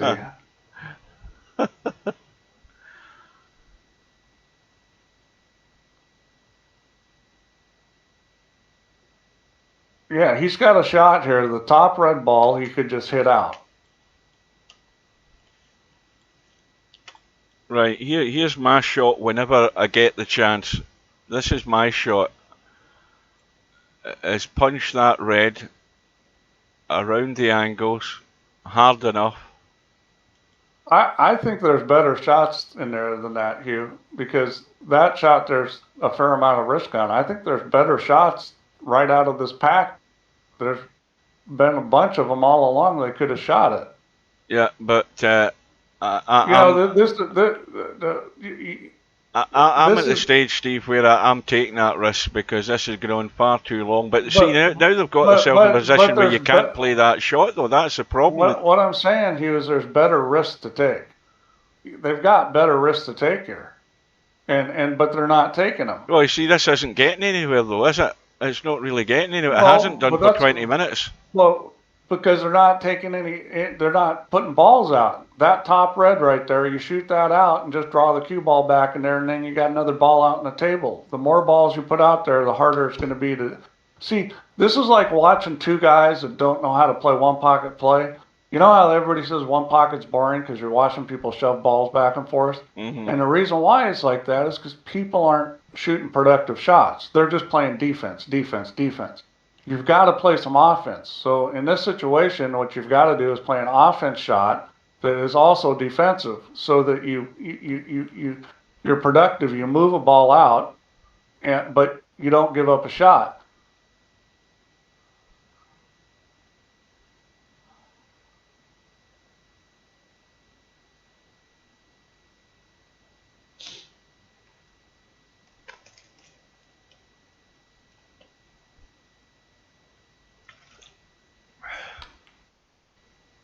How many people are going to stick with us watching this? Well, the thing is that they're, like now, there's not a good opportunity to do what I'm talking about, okay? Those opportunities have come and gone probably 10 times since they started this. Now you're in a situation where you almost have to dink it because there's not a good opportunity. But as soon as a good opportunity comes up, you can be darn well sure these guys aren't going to take it.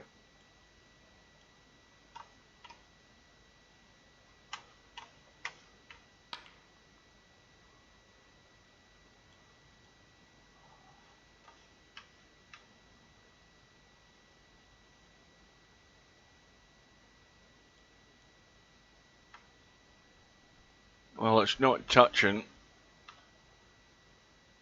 Yeah, well, let's see what Barkers does here. He's just going to dink into these again. Something's going to happen here pretty soon. You said that. Or something should. You said that 15 minutes ago, Steve. But the thing is that it's just all they're doing is defensive shots, which is okay. Here we go. He's got an angle where he could shoot this one red if he wants to, and move it out of there. Well, the thing is, we don't have a referee, but maybe not quite. Maybe not quite the angle. He needs to be over a little more. If we had a referee, the referee would say, right, I'll give you 3 more shots each to resolve this, or we're resetting this, and that takes the choice out of the player's hands. That's what would happen. But if you're a smart player, you wouldn't be doing what these guys are doing. You would move balls into positions where you can trap your opponent. Oh, Steve would be in for a tongue lashing if he did that. Oh yeah. The problem is, here's what the problem is. They're not thinking that way. They're not thinking, if I hit this ball, like here we go again. Here's this one ball, the top ball in those 2 reds. You're a perfect spot to hit at that and draw back and put that red out in the middle of the table. Perfect spot to do it right now. And things would change very quickly. You could just play a stop shot there. You're leaving nothing on. Yeah, and you put a ball out in play. The idea is that you're trying to get the advantage over your opponent. You don't want to sit here and go, well, I can just dink until he makes a mistake, because you might be the one that makes a mistake. What you want to do is put him in a position where he's in trouble. Touching ball again.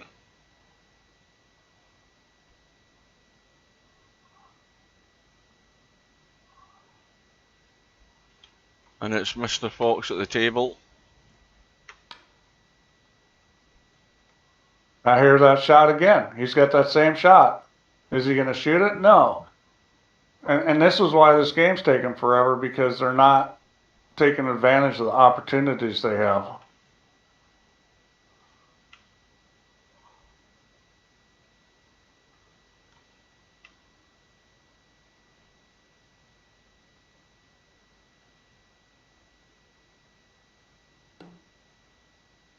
Touching ball. See, now you can't do anything because the lower one's no good to shoot it. Only the upper one was good. And he doesn't know it's touching. Here we go, fouling again. Is that what we're going to do? Yeah.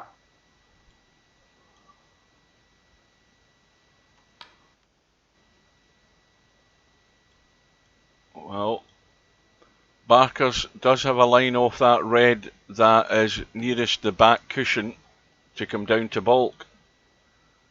He has a line off that red to get to baulk, and he's not looking at it. And, you know, that's not a bad play either. I mean... he's not even looking at it. In fact, it's Fox that's at the table. He's not even looking at it. Now, Barker's now come at the table, and he's still got that shot on. It's a touching ball, and he has to play away from it, of course, and he could get back to baulk. He's got to take the risk and change this game. And again, he's at the same thing. They've both got themselves locked into this, and they're now not seeing the opportunity to get away from this situation. Yeah, I mean, there was plenty of things that could have been done. And that shot, you know, off that bottom red, it's not a bad shot. There is some risk involved in it, but... there's a shot to get to baulk. The only red you're leaving on is that, or if you don't get cover, you're leaving a cut there, which isn't easy, and you're leaving a ball in the middle of the table, which isn't easy. You've got to take the risk.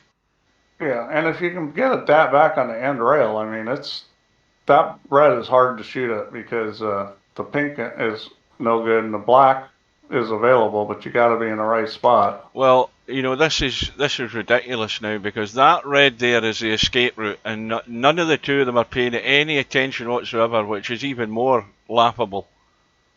And I'm a bit embarrassed for the two of them for not even been contemplating the shot, let alone so much as looking at it. Yeah, and the problem they got right now is they passed up all these opportunities that were good opportunities, and now they're in a position where there's not opportunities, and other than the shot you're talking about, which is a tricky shot when you're jacked up over a ball.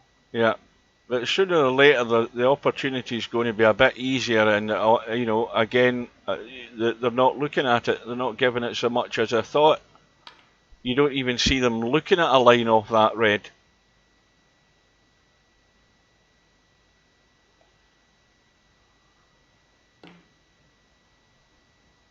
Well, at least he separated that ball a little there. And it's touching. See, now this is a little tougher because he separated those balls. They both go in the middle. Well, again, there's a perfect opportunity off the bottom cushion, side cushion, and nail it to the baulk cushion. Yeah, and especially now where, you know, there's two balls that are, you know, and nobody wants to do it. Well,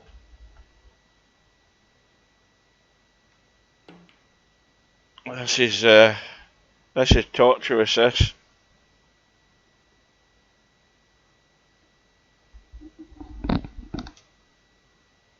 Well, here's an opportunity to go up table off the red. He can thin this and go up table to baulk right now off the red he's next to. Spin it up there, but he's not going to do it. I mean, have either of the two of them had a look at the shot and then moved down to the baulk with the V button and had a look at where the line of these pots are and decided where they could put the cue ball to make it as awkward as possible? No. The answer to that is no. They're too much engrossed in this now that they're now not seeing opportunities to escape from this. And it's a bit laughable. Yeah. Well, he had a line off the ball he was right next to. He could have gone up to baulk, where he didn't have to jack up and come off that end rail ball. But didn't take. I'm just surprised that not other. I mean, none of these two guys has got enough common sense, for want of a better description, to actually play the more open shot and take that risk. You're leaving a free safety off the red and the side cushion there, right? Okay, it might backfire, but at least it's changed the whole scheme of things from this half an hour. How long is it now? It's half an hour with a disc crap going on. You could win the game on that play coming off that ball, and they're looking at like I can only lose the game by doing that. You know. No, I'm not getting involved at all. I'm not doing anything.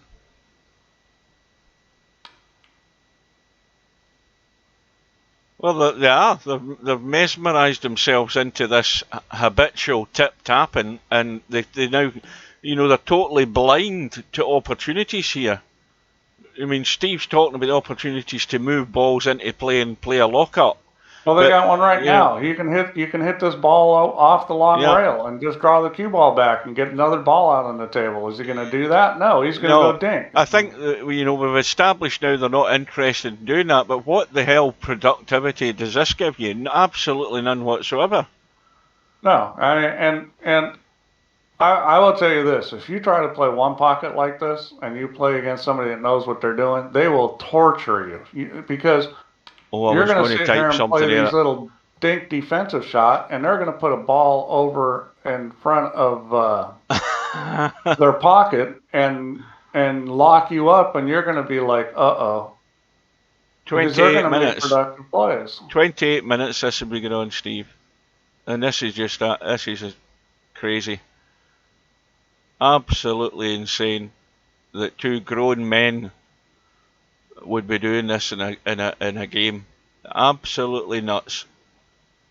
And any half decent snooker player with an ounce of common sense would have bailed down to balk and took the risk.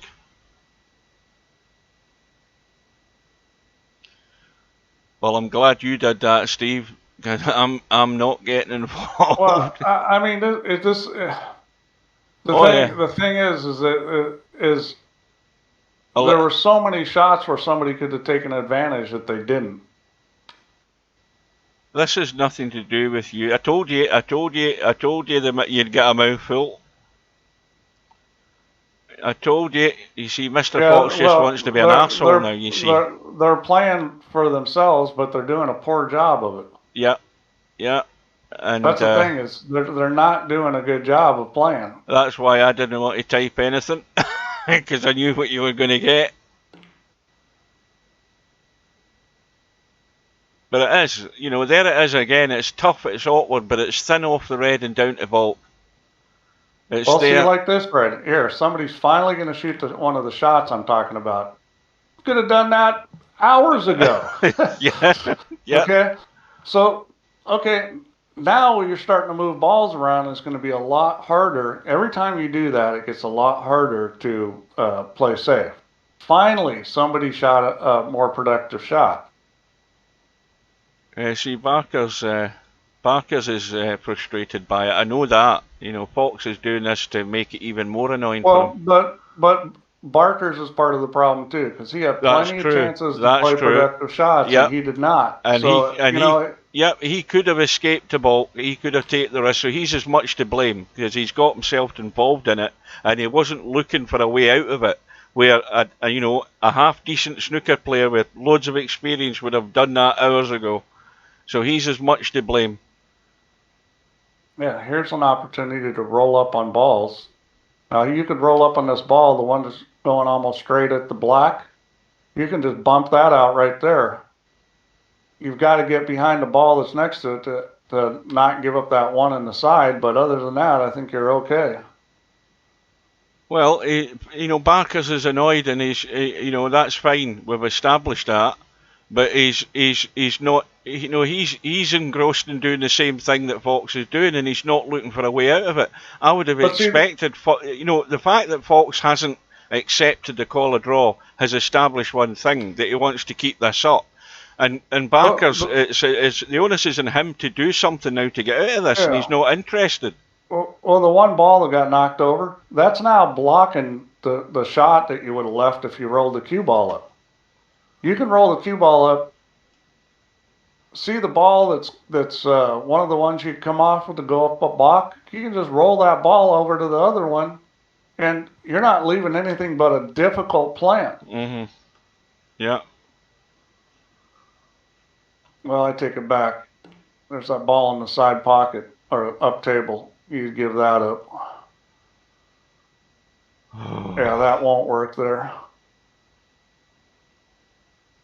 Well, that's right enough, Albinario. Here we go. It's just now spite. but see that shot he just shot? He could have hit that a little harder and knocked him apart a little more.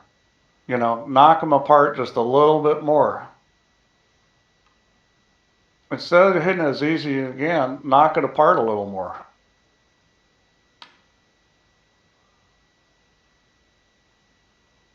Now, he could shoot this if he wants. I don't think it's a good shot, but he could shoot this ball. No, he's But see the the red and the other red? I would knock those apart, knock it a little harder, make that red pop out. Now he doesn't have the angle to touching ball. Well, he's got a touching ball anyways. So again, touching ball, look, I mean, how bloody obvious do you need to be here? And he didn't know it was not touching. Paying attention again. There's a line there to get this way and try and get covered behind the green. You're only going to leave that red there, which is tough. And if you're unlucky, you're going to leave that red there. But look at the pinks tied up, the blacks more or less tied up. There's nothing much on. Even a lot of little dink shots they're shooting, they could separate the balls more and not give up a shot. And every time you separate the balls a little more, then the table gets tougher to play safe on. Well, I think, sanity has prevailed here far too late in the course of events, it has to be said. Well, I mean, there's nothing wrong with continuing to play, but do make something productive if you're going to continue to play. Don't just dink them back and forth. That was crazier than anything I've seen Stubb do. That's how bad it was. That's crazier than anything Stubb has ever done in this game. And Stubb's done a lot of crazy stuff, but I don't think Stubb would have done that for half an hour. He would have had a blast at something. Even if it was crazy, he still progressed the game.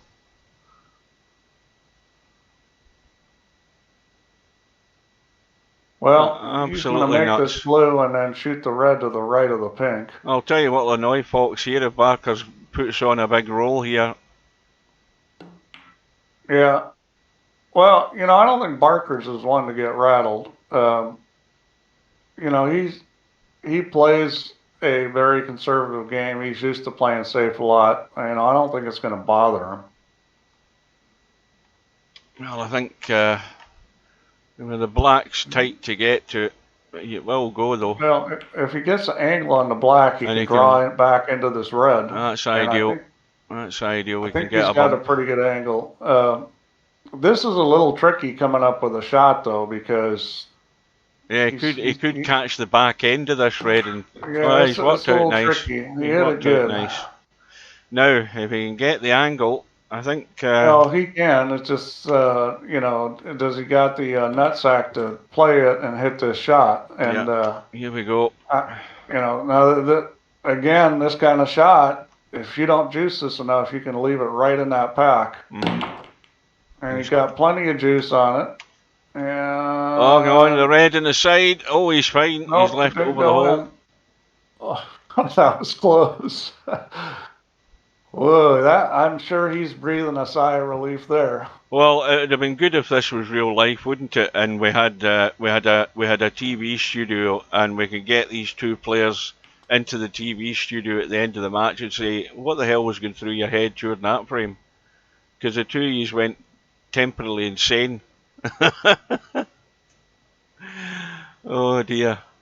I've got the mental health office calling me. Yeah. That's how bad this game was. I've got the mental health office is calling me because they know I'm going crazy here. They must be watching this stream too. What the hell is the mental health office calling me for?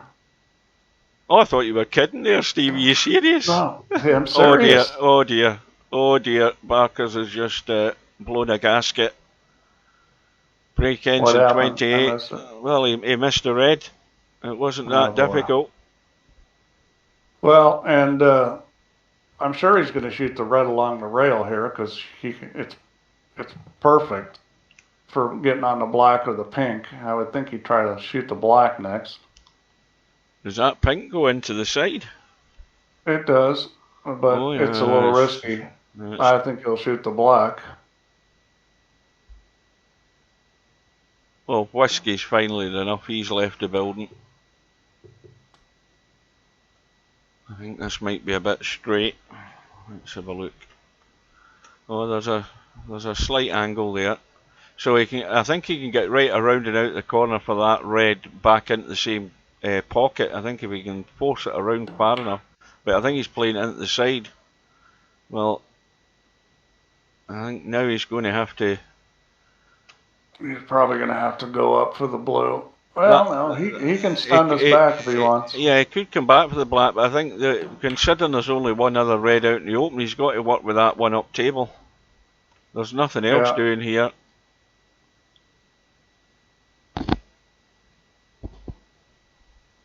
Well, if you can get the right angle on the brown or the green, he can shoot the shot and play into the pack. I mean, there's no doubt that with the right angle, it's pretty easy to get into that pack. And I would think it would be off the green here. Now, I mean, well, I presume Albie's watching the stream. Surely Albie would never have got himself involved in that situation. I think he's got more... He's got more of a positive mental attitude than actually getting involved in that for half an hour. No, he would have done something productive and forced the issue. I mean, I would have forced the issue a long time ago, I can assure you. I would have bumped that red around the angles. I mean, now who's that? Patrick Swayze on DBO? I recognise the name. He's been in the stream before. I don't know who it is though. Well, again, Barkers has found his length for the cue ball, and that's well done. Nicely in behind the yellow. Yeah, he's going to be kicking behind. And this is a little dangerous with that one red sitting out there. That makes this shot very dangerous. And he's hit it beautifully. Well, Barkers, that was really well done there. Can spin this. I always like to just put a little bit of... left-hand side in the cue ball, just so that it fizzes off the rail that wee bit more. Just a tad, but not go into the jaw. He got that a little thick there, a little too thick. He was trying to get enough of it to get behind the brown, and he got a little too thick. So that could be costly because these are sitting pretty good for getting on the yellow or brown. Fox is at it again. Look at this. I mean, that is really poor. Again, he's 4.5 feet short. He just scared to move anything. This is kind of a funny angle for how the balls are sitting. I mean, this is like a Danger Will Robinson angle. He's just going to roll into these, I bet. Now he's looking at the end one. You got to be a little careful here. He's just hitting it real easy. He's trying to put him on the black. That was well done, I think. But he's got an escape. And this could be trouble here. Yeah, perfect in behind the yellow. No, I think it'll be the brown. No, he's going for the you're yellow. Right, it's the yellow. Got the legs. Has it got the legs? Long enough? No, just not quite enough. And this is not such a good angle for, dealing with... He's not going to get a snooker here. Well, maybe he will. That's a pretty good shot. Yeah, the touch was good again. Pace is nice. Barkers, is far more dialed into his length of shot here in that cue ball into ball. You got to be a little careful here. You got to play, because there's definitely a little danger here if you get this ball thick. He's got to play the one on the right, I would think. He's looking at the one on the left. Well, there's some danger here too. He's got to get this thin. I mean, there's plenty of room to get around behind the green. And if it misses the brown, which I think it's going to just skim it the right side, and that little nudge has done the trick, because I think Barkers is now in trouble. Now here we go again. This is going to be a roll up onto the red, unless he wants to go around the corner behind the green. It's tight. It's tight. I think he can get it, but it's tight. Here we are. It barely missed the blue. He's not getting there though. Oh, he's getting put back in. Well, the good thing is he knows the line. I'll tell you what, that was very close. That was very close to hitting the blue. I mean, it barely missed the yellow and barely missed the blue. I mean, he might hit one of these. It was that close. I mean, this was... Watch how close this goes by the blue. Yeah. I mean, that's close. He's got it perfect this time. He hit it good. And here we go again. Take two. Get ready for it. Or is he going to go thin off it? See, that straight away there's an opportunity to get back to ball. Off that red. The ball he's right against. Well, and he didn't hit it. Well, this time he's got to the bault line. He's got to the bault line. He's got the shot to nowhere here. Don't tell me it's nothing. I've coined it nowhere. And he didn't hit it well, and he's selling out. Oh, is he? Is he? Well, maybe not. No, all right, so that changes it. That changes a lot. So he's going to play off this one closest to the end rail. Yeah, and he's going to bank it up table, and I think probably try to go on the black is what I'd be trying to do here. But I don't know if he can get it over that far. Yeah, that's a little tricky. That's asking a lot to get on the black from there. I don't think he can do it. Yeah, he's just going to come off this and leave it on the end rail. Just bank it up and he is going for the black. Wow. That was a great shot. I mean, because that was not that easy to get it there. Well, the target's down behind the black again. Well, we'll see what he decides to do. I think that's fairly safe to do that. Yeah, well, even if you leak out the other side, you're not leaving anything really on. You're not leaving anything. He's just going to dink it to the rail. Well, if this was me, I'm coming off that ball that he just hit, putting that behind the black and going up table with a cue ball into block. Yeah. Every time. I mean, it's sitting pretty good for it. I think here's one thing that I think a lot of these snooker players are lacking at, is being able to control the speed of two balls. Like that shot I was talking about there isn't difficult if you're used to playing shots where you're controlling the speed of the object ball and the cue ball. Now that happens a lot in pool, especially in one pocket. But Fox wasn't willing to take that shot on, and it may be being uncomfortable with controlling the speed of the object ball at the same time. Well, you look at his control of the speed of the cue ball tonight, that's been over near the mark most of the times. So I think his odds in controlling the speed of an object ball is pretty slim. Now, Barkers could send this ball up table, and all of a sudden things are going to get a lot tougher because now there's a ball up table. See, now that's not a bad play because now there's a ball up table, and it's danger Will Robinson time. Absolutely. Except I think he left the ball up table on. I think you can see that. He's left the pot. So, when you make a play like that, I mean, obviously there's an execution component that, and he just hit that too hard. I don't think it was a bad idea, but the execution wasn't good enough. Well, this third frame. It was a trap. It was a trap. Oh dear. This third frame is about 90 minutes long if you include the session that we had, and then now we've had the re-rack. It feels like 90 minutes. We have played 2 hours and we've only played 2 frames. Yeah, well, I think things are going to change right now because Barkers has pretty good opportunity here, and if he can get this pack open. Well, he's got one last bailout ball to deal with. He's got a little funny here. He's going to have to stun this hard over off the end rail to get on the black the correct way. And I think he will take that shot on. He's going to hit this pretty firm. Yeah.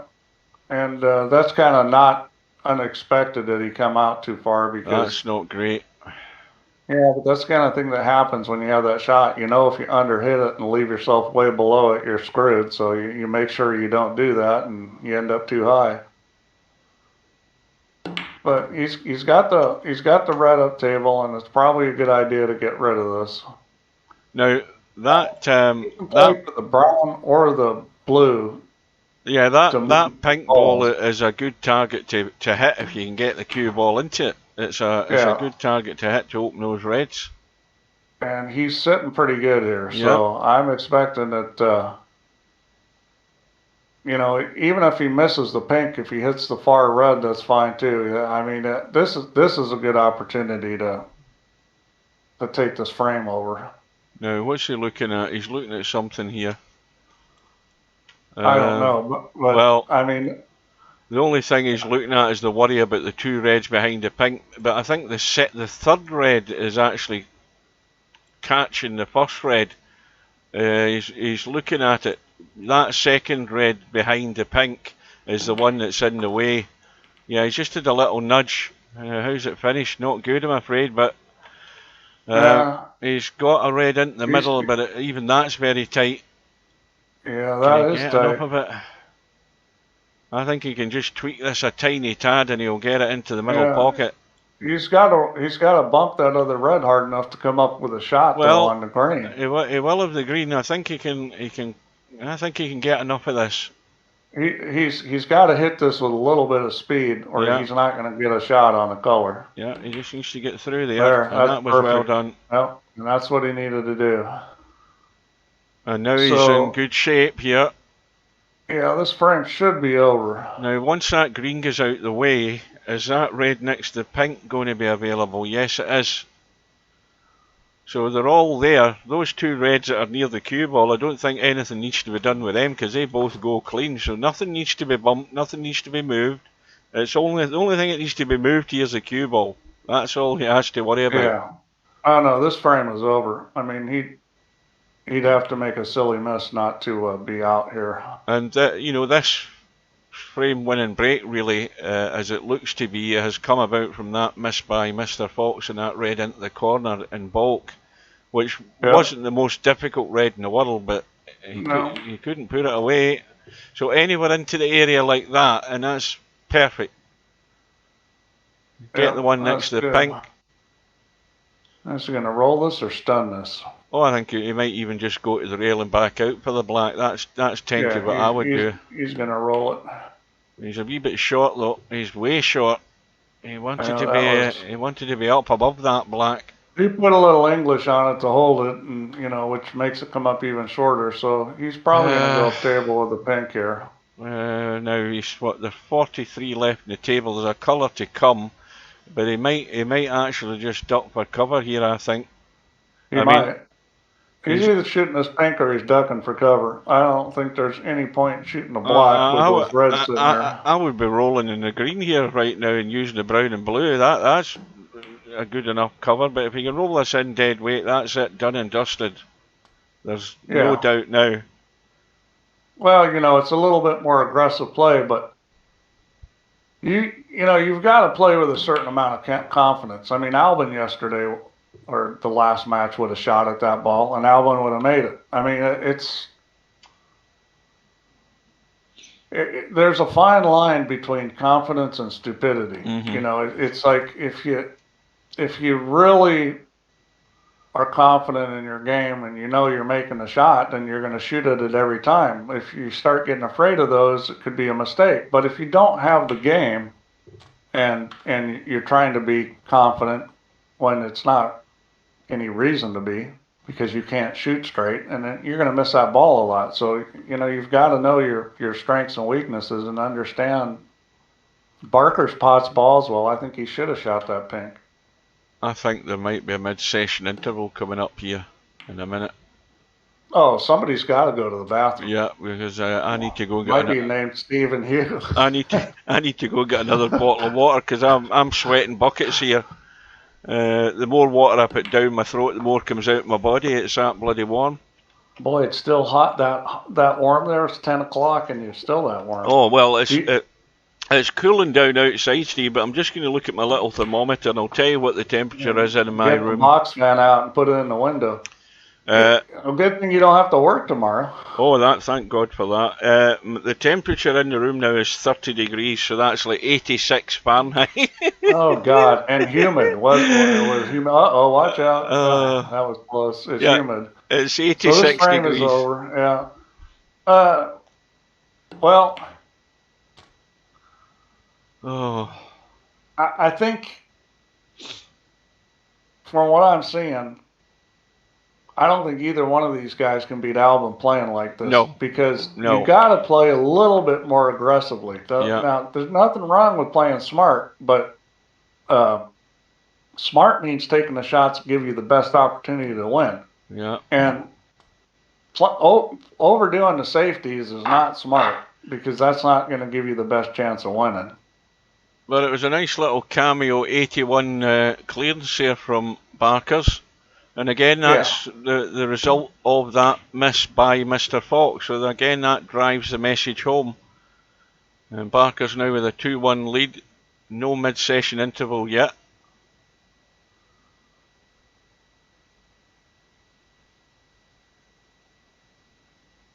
But that was the worst form of torture I've ever had in virtual pool in any description of a game.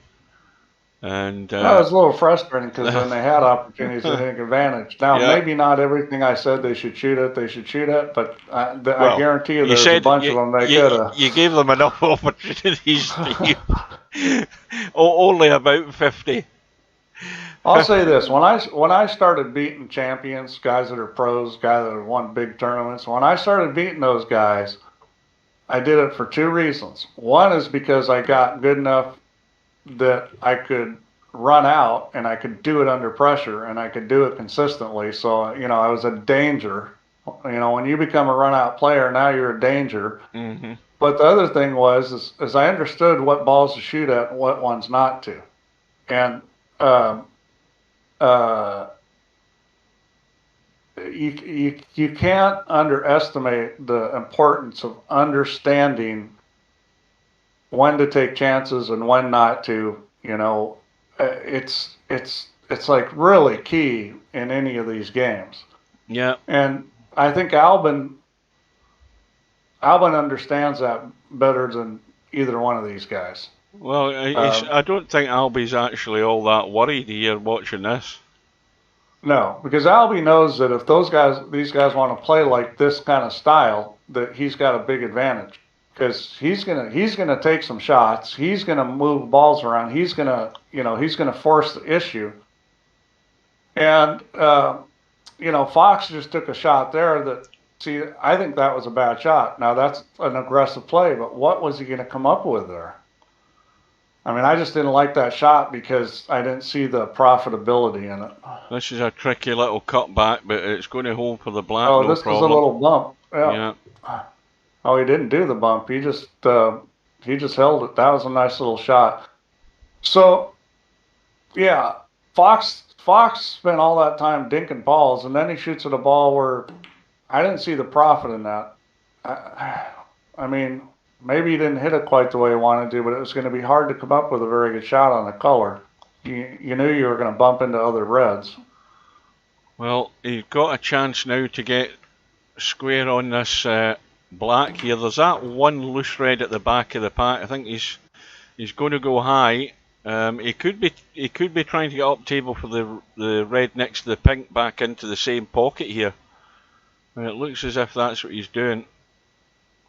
I'll say this too. I watch a lot of professional pool, and you know, obviously Matchroom's doing a lot. I watch a lot of strings here and stuff, and I've watched a lot of great players play. And I will tell you that when I watch those guys, it's not that often where I go, oh, that was the wrong shot, or why is he doing that? You know, that's a big mistake. Because those guys understand, you know, how to be efficient and how to win. And they just, you know, the reason why they're winning is because they understand what to shoot at, what not to. And I'm sure it's the same for professional snooker. I'm sure you're not sitting there going, why did the guy do that? Yeah. Because, you know, they understand how to win. Yeah, I mean, that's why Ronnie O'Sullivan's the best player in the world, because you see how he, I mean, there's time and time again, and the guys that have watched him will tell you this, that he's come to a snooker table where he's needed to clear the table, and the reds have been in awkward places, and how he creates a break. There's nobody in the game does it as good as Ronnie O'Sullivan, which is why he's got the most century breaks. Well, but his artistry at the table is second to none. I can say it a simple way, Hugh. It's because he has a lot of speed, and what I mean by that, he has a very high skill level, and he understands how to take advantage of it.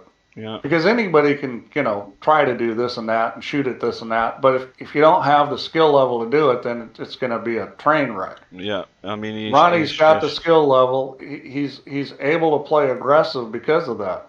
Yeah, he's sustained a level of play well into his 40s, which is way beyond what any player I've seen in all the years I've watched the game. He's an incredible player. He's by far the most talented player I've seen on a snooker table. Yeah. You know, he'd be a great pool player, and I've seen him play a little pool, and you know, he's got the mentality to be a really good pool player. I mean, it's like, why play pool? There's no money in it compared to snooker. Yeah. No, I mean, snooker's where the money's been, so, you know, it doesn't make sense for him to play pool. But he could have been, and he could still be, even at the age he's at. If he decided to start, I'm done with snooker and start playing pool, he'd be a danger.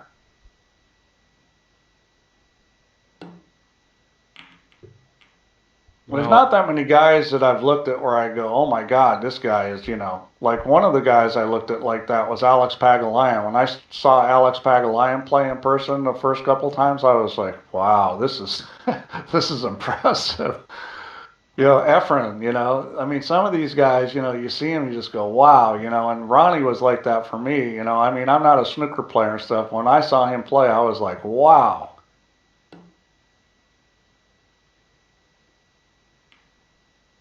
I mean, the biggest and most important thing in the game of snooker is controlling the cue ball. I mean, it's probably more prevalent in snooker than anything else. I think this red goes in the middle. It probably does. I think he just gave up a shot here. I think this red goes. It definitely goes. I mean, I'm looking at it. It's definitely clear of the pink. Now, this is a good opportunity for Fox, and he's hit a beauty. He's a little bit on the, well, he may opt to take the pink here. It'll be pretty bold to shoot the black. Obviously, if you shoot the black and you make it, you're probably looking pretty good, but yeah, he's taking the pink. Now that's the kind of decision where, you know, when you look at that shot on the black, if you know that shot and you're real confident, yeah, you go ahead and shoot it. Mm-hmm. But you know that if you miss it, you're losing the frame. So it's a win or lose situation. Now, here's where the thinking's different between tournament play and gambling. Okay, if you're playing a tournament and you've got that shot, now what do they play? Some of those big tournaments, aren't they playing like race to 15 or something like that in snooker, or some ridiculous thing like that? No, the biggest tournaments are World Championships, but there is is it the Champion of Champions, where I think it's a race to 10 and all rounds. Yeah. It's like the top. Well, here's the thing, that kind of shot. If you're gambling or you're playing in a really long race and you like that shot and you think, I'm going to make this like 70 or 80% of the time, you shoot it. Because here's why. Okay, if I said to you, if you shoot this shot, you're going to win 70% of the time, you should always shoot it. Because 7 out of 10, you're a big winner if you win 7 out of 10 games. But if you're in a very tight match, let's say it's 8-8 and a race to 10, or it's a short race, then you don't want to shoot it, because even though it's the odds are for you, you can't afford to take a shot and lose a game, and next thing you know, the guy gets lucky and you've lost the match. So a lot of it depends on the situation of whether you would shoot at a black like that. Now, no matter what the situation is, you got to be comfortable shooting it. But like in this situation in a short race, it's hard to shoot at that kind of shot unless you're sure you're making it. Yeah.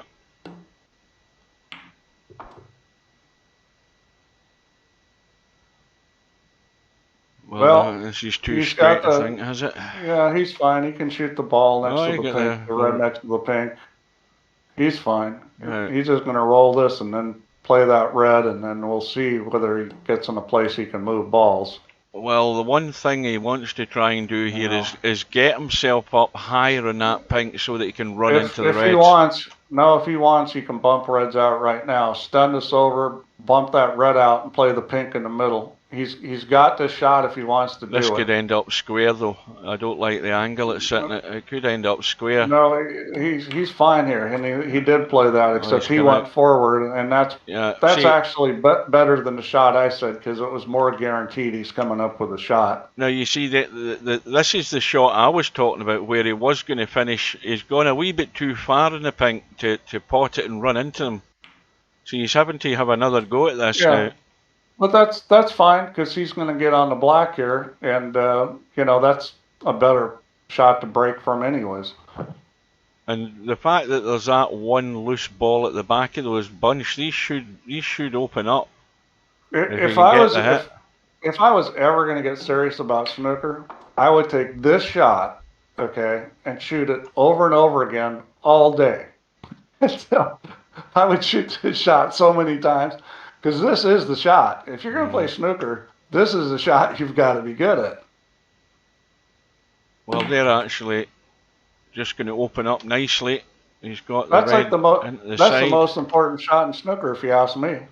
Well, it always is. It's a critical one. It's the one that Albie had to play, because you always have to do it at some point. It's the key to being good. You got to be able to make that black and break the pack up. Yeah. Well, this is now and that's what we have VP offline for. You can sit there and do undo and shoot that shot all day. And just to give you guys an idea, I have sat there on the pool table and shot the same shot over and over again for 3 or 4 hours. What you mean? That's you mean like Barkers and Mr. Fox did a while ago there, Steve? No, I mean the same shot, not a shot that looks the same. Oh, good evening to Bedhead. I'll say that's a little unusual. More likely, I might shoot a shot 20 times in a row. A shot I'm having trouble with, or I'm practicing, I miss a shot, I might shoot it 20 times. I might shoot it till I make it 5 or 6 times in a row.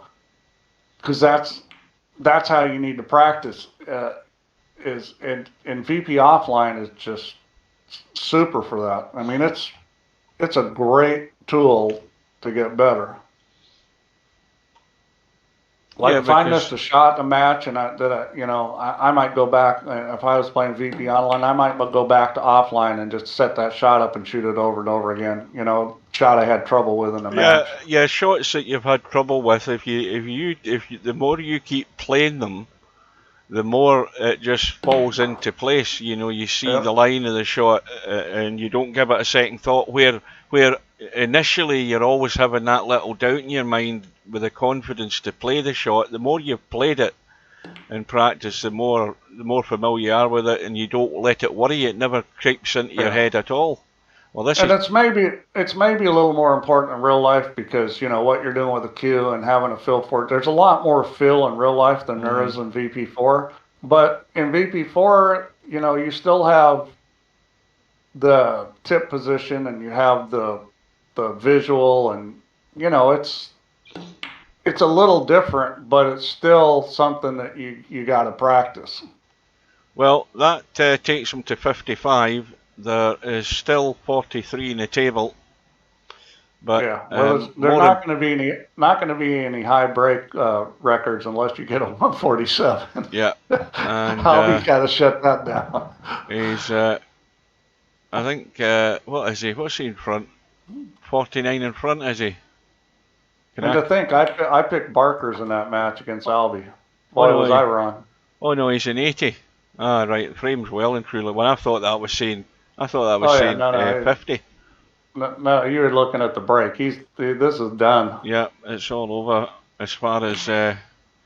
So this is tough for Fox because he's down 3-1 against a guy that was the favorite in this match, I think, and that's a tough place to be. Not that he can't win, but you know, this is one.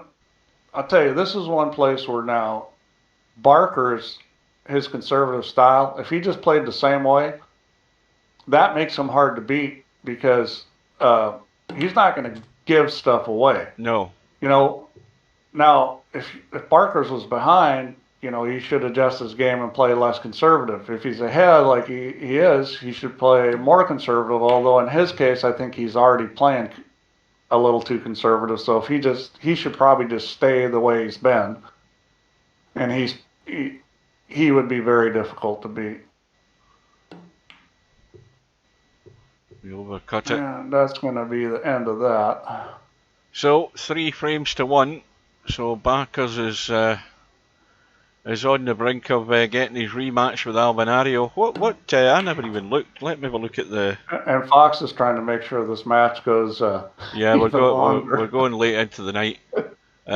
He's going to sit here, run these. I'm across the Tamar here in Devon.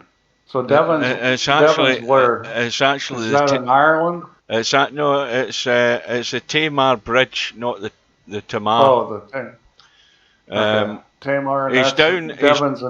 He's down in the bottom. You know that pointy bit in the bottom of the UK in the left-hand side, right down in the bottom of the country. So it's the bottom. It's the southeast. Southwest. Oh, the southwest. Yeah. Oh, Devon's where people go for holiday and there's fishing and stuff down there and beaches and stuff. Yeah, right? It's the one place they go surfing in the UK. They get the 3-foot waves down there. They can go surfing. It's nothing like Hawaii. Well, I'll tell you what. There's some ways where I was from in California. You ever look at a place called Mavericks? Go look up on YouTube a place called Mavericks. It's 60, 70 foot waves. Yeah. I mean, it's incredible. That's in California. Oh, by the way, where's this? What course is this U.S. Open been played at, Steve? It's over in Los Angeles. Country Club. Yeah, I've played it a few times. Great golf course. I mean, great golf course. This is going to be fantastic. U.S. Open. Being as it's a U.S. Open, we know that it's going to be set up really, really tough. It always is. And this is a tough golf course in the first place. The par threes are unbelievable. 250, 270 yards or something daft there's like that. There's one that's 260 and there's one that's 290. There's going to be some guys hitting 3-woods at this par 3. I mean, it's a great golf course, really is. In my opinion, it's the best golf course in Los Angeles. Is it one of these tree-lined courses, or is it more to be like a sort of? Are they trying to make it a bit like a links course? Is it anything like that? Because I've never seen it. There's trees. I would call it tree-lined, but there's trees. Right. It's unusual because the rough is Bermuda, and you guys have not seen U.S. Opens played on Bermuda hardly ever. I mean, usually it's played on thick, moist ryegrass. So Bermuda's a little different. It's thinner and wispier. The ball tends to sit down right down, and it doesn't tend to sit up on it. That sounds like an Open Championship course, because the rough's like that over here. The ball will sit right in it. It's a different sort of grass. You guys don't have Bermuda over there. It's what we have here in the southeast. It's what you have in Hawaii. But when you make it long, now my understanding is it's kind of inconsistent. So you might get good lies some places, bad lies other. But the hallmark of Bermuda is you can play a hole and have, look at this opportunity for Fox. You have a lie in the Bermuda and you look at it and you're thinking, okay, this will come out about normal, and you hit it and it comes up 20 yards short. So you go to the next hole and you got what looks like the same exact lie in the Bermuda, and you hit it and it goes 20 yards long. So the biggest problem with it is very difficult to determine how the ball is going to come out of it, and you're going to see guys struggle with that. And I'm sure they're going to get the greens nice and firm and fast, but it's a very difficult golf course. Usually the US Opens, you know, the first cut in the greens, and then it goes to, you know, quite deep for the second cut. They're usually quite penal at US Open courses, as far as that goes.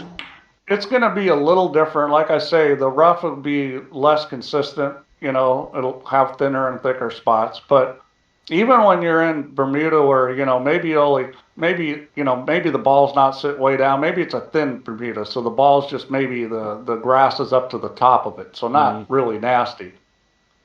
It's very difficult to determine how the ball's going to come out. It's a guessing game. Well, the only problem for us over here is it's 8 hours behind, isn't it? So it's like the guys are teeing off at 9 o'clock at night over here. I'll tell you what, it's going to be.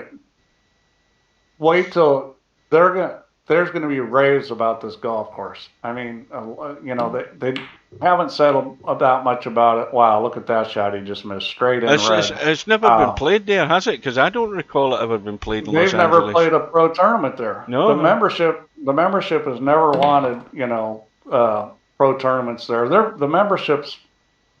Well, I don't want to paint a view of it, but the membership has never wanted attention. Is it exclusive, or is it one of these? It's exclusive in the sense that they don't allow certain types of people in. Yeah, that's what I was thinking. For example, they refuse to allow anybody from Hollywood into the club. Well, that's not a bad thing. Well, you know, I'm not going to say whether it's good or bad, but they're selective about who they'll let in. What's his name? He must have played there. Him that's what do you call him? Oh, what the hell's his name? He plays golf. Any of the guys from LA, like Patrick Cantlay, he played at UCLA. He's played there a bunch. I think UCLA's normal golf course, I think, is Bel Air, which is also designed by the same designer, Thomas.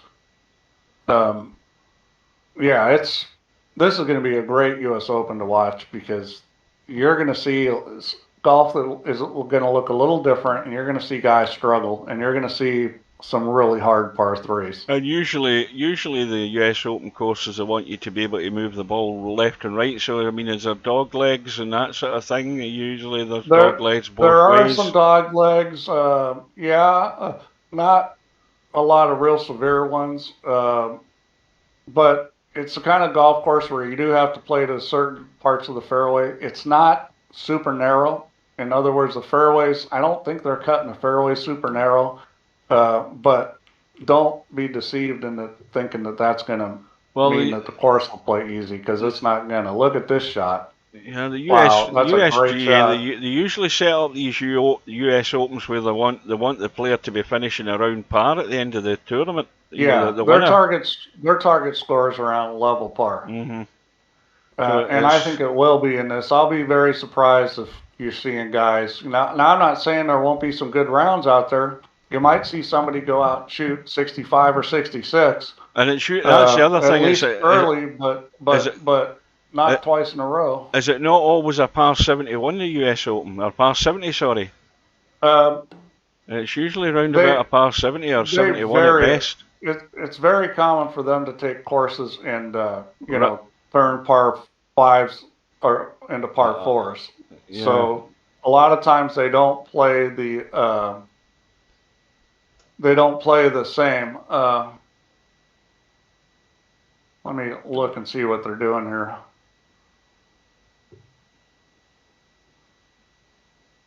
See what they're playing it to. Okay, so They're playing it as a par 70. There you go. That's tough. And they're playing it at. They're playing it well. I mean, it'll play like over 7,400. Yeah, and I bet they've got the obligatory 600 odd yard par 5. The course setup for the championship, the rating is 76.9 and the slope is 148. So it's gonna be hard. Well, that was a good shot. So, nice little nudge in the yellow. To give you guys an idea, what that means is a rating of 76.9. That means that a scratch golfer would normally shoot 77 on that golf course as a par 70. They'd shoot 77. So that's somebody that's a 0 handicap. So that'll give you an idea. In plain English, that means it's bloody tough. So it's a full test for these world-class golfers. Let's see. I'll hopefully catch some of it. I always like to watch it. So the normal par for the members is 71. It's 72.36. And yeah, and really to give you an idea, from the far back tees for normal for members, it's 72.36. It's 75.7 rating and 143 slope. So, you know, I played there like 3 times, and I can tell you it's a very difficult golf course.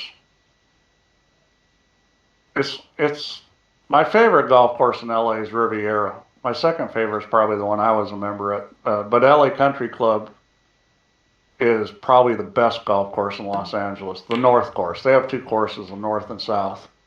They're playing the North course. Well, there's a bit of back and forth here, but Mr. Fox is in with a chance at the moment. Well, I'll tell you what. Oh boy.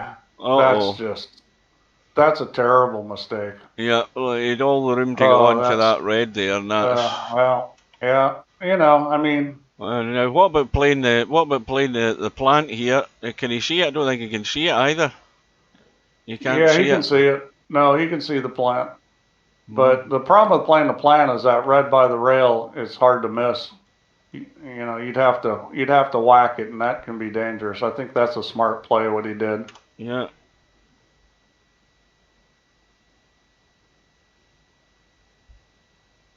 Well, it's unusual, but it's the last few years that all the US championships, you know, well, I like to include the Players Championship as well. That's a great shot. You've got the PGA, the US Open. You've got all of those tournaments now played before the British Open, as the Americans like to call it. But the main Open Championships in July now, mid-July. Yeah. Well, it used to be that the Players, I believe, was in May, and then the PGA was after the Open in like August or September. Yeah, you've always got the Masters in April, so. But I think it's kind of nice having the Open as the last one, because they changed it. See, it used to be that the start of the year was the start of the new season, but now the start of the new season's in September after the Tour Championship. Yeah. So. And who knows what it's going to be after all this live stuff. Nobody knows what's going on in golf anymore. The Browns not coming to the rescue. Well, okay, there we go. That's Fox has got his chance here. I'll tell you what, if Fox can get this 3-2, he's got a chance. Well, he's got to try and get up table for this, Pink. He's got to try and get up table for it. Now, it needs to slow up. Wow, I'm very surprised he held that ball instead of going around behind it.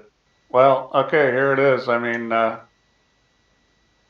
think he's probably going to shoot the pink. I think this is it right here. He's got a nice angle here. Is it really that nice? It looks as if he could do it a wee bit shallower. No, he's fine. The key here, though, he's not going to go for it. The key here is you've got to drive the ball through. You'd have to hit that with a lot of topspin. That's like a straight pull break. You got to drive through the balls. He's going to draw back here. He's just not going to take the chance. Well, I can't believe he's going to cut that red there. I think he's got to duck here. Well, I think he was trying to get a good angle on it, but yeah, he's got a duck, and he's in a situation now at this where he can't get up table. He's going to dink into these balls. Now I'd be dinking this bottom right out. I'd be sticking that out there where, you know, make it hard to play safe. Well, here comes the rain. I'll tell you what, it can rain hard here. I've seen it rain like over 2 inches in a half hour. Well, I think some places in the UK had stuff like that with these big thunderstorms I've had. We've been fortunate. We've missed all of it. We've had one heavy shower and then a bit of rain, and we've not seen anything. Okay, so I'm bumping this ball out to the middle of the table. Don't think it. Bump this ball out to the middle of the table. Put it there. You go. See, that's what you want to start doing. That's a productive shot. He actually hit that a little too hard, but you know, now things start getting tough. And of course you've got the red now in bulk, so all the safety is going to be at the top end of the table again, and we might end up with the dink in a minute or two here. If this is me, I'm hitting the red on the rail up table and bringing the cue ball back to where it is. I put another one up in balk. That's what I'd be doing.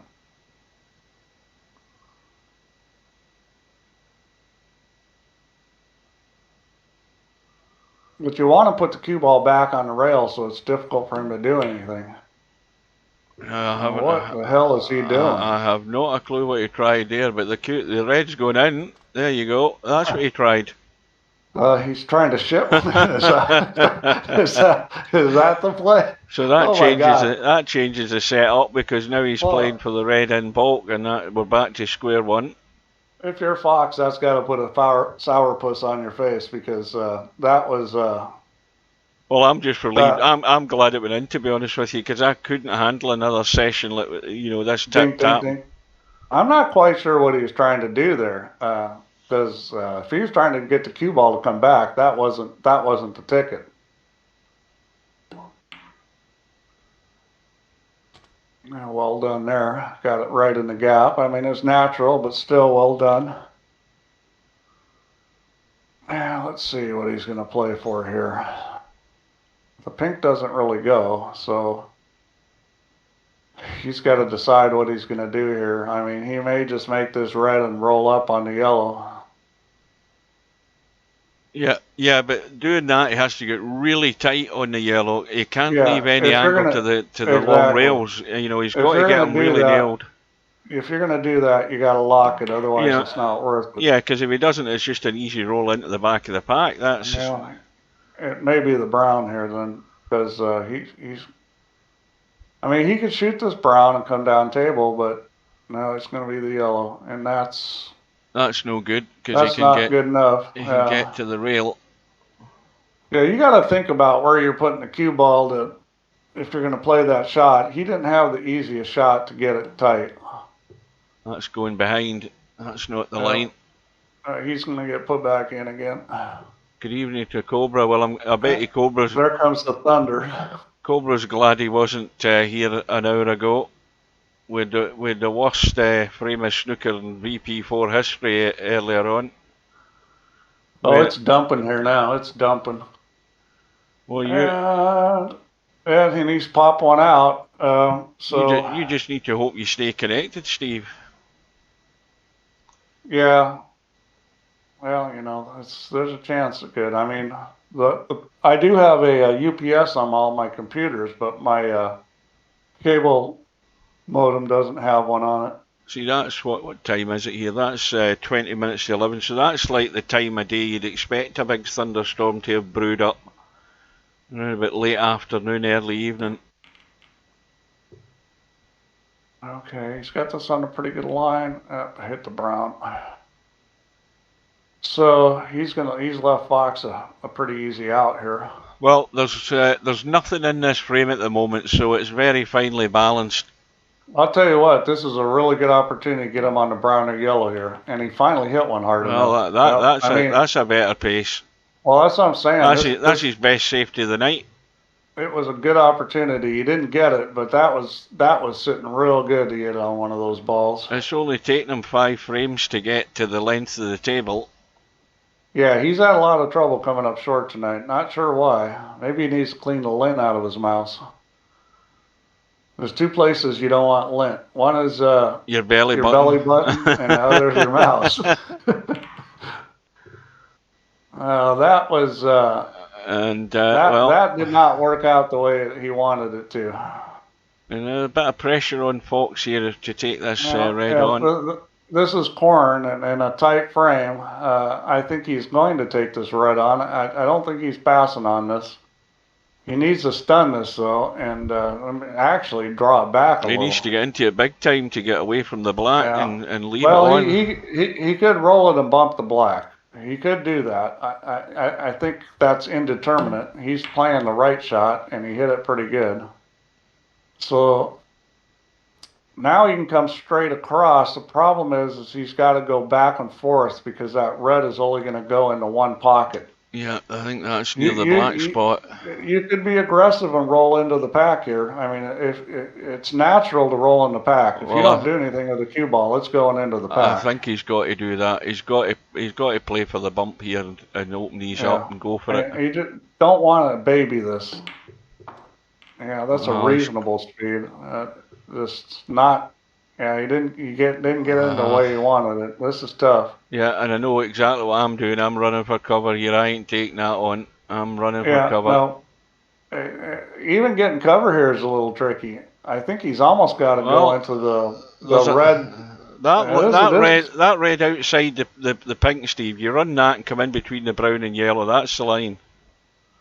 That's a little. You're using the blue to cover that red to the left of the pink. He looks like he's shooting his ball. This is aggressive. Good luck with that. That was well done. Beautifully. Yeah. He held his nerve for that one. Could have done with finishing a bit better in a colour, but Fox is a little bit of a dichotomy. I mean, because other than the thought about playing the score, I mean, we've seen him play just way conservative, and then that's a very aggressive shot. So, I mean, you could justify some of the score. Barkers has been a lot more consistent about what he's going to shoot at and what he's not. Well, he's got this cut in the side, but I tell you, if he gets this and gets decent on a colour, he's good to go here to run this frame out. Oh dear. Commentators curse again, boys. Oh boy. I mean, you can't be missing them to win a world championship, I'm afraid. Yeah, and I thought he was going to win from there. Yeah, he had the frame in his hands there. If he got that in and got on the brown, which he did. Barkers has some choices here. He could play off this red by the rail and play safe behind the brown and yellow, or he could shoot at a ball. If I'm him, I'm playing safe off this ball and trying to put him behind the brown and the yellow, because I don't think it's worth shooting at that ball out and open in this situation. But he's looking at the ball, and I think he's going to shoot it. So for Barkers, this is a fairly aggressive play. But if he makes this, he's probably winning the frame. Yeah. So. Yeah. That's kind of a game-winning shot. That's exactly it. He's on the blue, and everything is on. And this match should be over. If you are going to shoot at a shot like that, it needs to be like, I'm going to get a bunch of points and win the game kind of thing. And that's what it was. I mean, I'm not going to ever fault anybody for shooting at a ball like that because it's a game winner. Yeah, this is meat and drink here for Barkers. He'll just take his time. Yeah, he's pretty steady. We've seen him miss some balls, but he's pretty steady. Yeah, he didn't get himself particularly good on that red next to the pink. He's a wee bit more angle than he would have liked. So he's now bailing out. He's going to play for the brown here. And this is just natural. All he has to do is hit this with sort of a medium pace, and it's going to come right below the yellow for the brown. Oh dear. He dogged it. Fox is in again. Well, this is second he, bite at the cherry, Mr. Fox. And if you don't take it this time, you're dead and gone. He dogged it, and that wasn't close. I mean, he shoved that straight into the rail. Now, if you're playing in real life, you can do that just by being late on the hit, like on your timing. If you're late on the timing, you'll shove it into the rail like that. You can't do that in VP. You just have to aim it wrong. Yeah, you just aim it wrong, exactly. You just don't find the line at all. But you can be on the right line in real life and just be late on the hit, and that's where the ball will go. It's what we call push. It's what we call like a, pushing the cue ball. This blue that he's taken is actually the better ball, because if he takes the brown, the only worry about taking the brown is trying to come through the gap and miss the green and blue to get down onto the red above the black. It's tricky. I mean, can he dig into that brown? He can dig into the brown and just come up the table. He's actually trying to do what I'm talking about, but he might have overhit this. Pretty good. He did overhit it. Yeah, he's overhit it, but he not only does he not have the red in the corner, now he's going to have to shoot the red up table. And we've seen Fox miss this kind of shot before. I mean, I never think he's gonna, but then he does sometimes. Well, it's held the that's line. Right in the heart there. Let's see. So Fox is ahead on the ball count. It's looking like it's going to be 3-2, folks. Well, he almost missed that. So he's that's why he's a little low, because he overcut the green. That's why the cue ball is a little low. So he's 14 in front. Red will give him 15. Probably the pink next, I think, maybe with the angle that he's got. He's running down table for the blue. Needs to miss the blue. Well, now it looks like he's probably shooting the yellow. So yellow for the yellow again. I think he'll shoot the yellow. It's, at this point, he doesn't want to risk missing a ball. And I think all the colours are pretty much on their spots, I think. Yeah, which is another thing. If you're going to play snooker, you need to practice running these balls when they're on their spots, because that's going to happen a lot.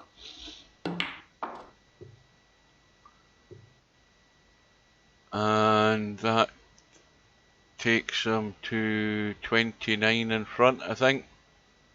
Little slight drawback, and that's perfect. No, I think I've counted that wrong. It is 22 in front. What am I talking about? I can't count. Done over here. So brown to seal the frame. And that's very good there. That's perfect. And just roll forward. Well, now it takes on a different perspective. Barkers has got that bit more pressure on him now. That gap has gone down to 1. Well, I mean, I'll tell you what, if you're Fox, this looks a whole lot more winnable from 3-2 than it did from 3-1. But he's had to have 2 goes at it. He had a great opportunity earlier in the frame to clear up. Yeah, and it's kind of been Fox's problem that he's missed a few too many balls, and I mean, it's a testament to his strategy play that he's gotten this far in the tournament, because he's had some matches he's missed more balls than you expect. Now he did play. Who was the person he played? Who was the person he played before this? He played a great match. He has played I mean, not consistently great, but he's played his best snooker tournament I've seen him in. MC Clarkey, he just blew him away, and he played great against semi-pro. So we have seen him play some very strong matches where he wasn't missing ball. It's really the good or the evil Mr. Fox. Which one's showing up? Yeah, this one, he hasn't played terrible, but he's missed too many balls, and that's why he's behind. He beat Matt. What was it? 4? I can't even read that. 4-2 it was. He played great against Matt. But was he not 2-0 behind in that match? He was 3-0 behind against semi-pro. That's what it was. Yeah. That's the one. That's the match where, he was 3-0 behind and come back and won that. And, semi-pro had a real good chance to win the match, but, the thing was, it's not like semi-pro played poorly. I mean, Fox played great. And, this is Fox is one of these guys that has the capability of winning some of these world championships. I think, from what I've seen, snooker's his best game. But he could be good at anything. I mean, the key for him is just getting more consistency. If he can play at that high level more, he could be winning some of these things. And that's short again. Yeah, but he's back to square one again. He's only what, 3.5 foot shot this time.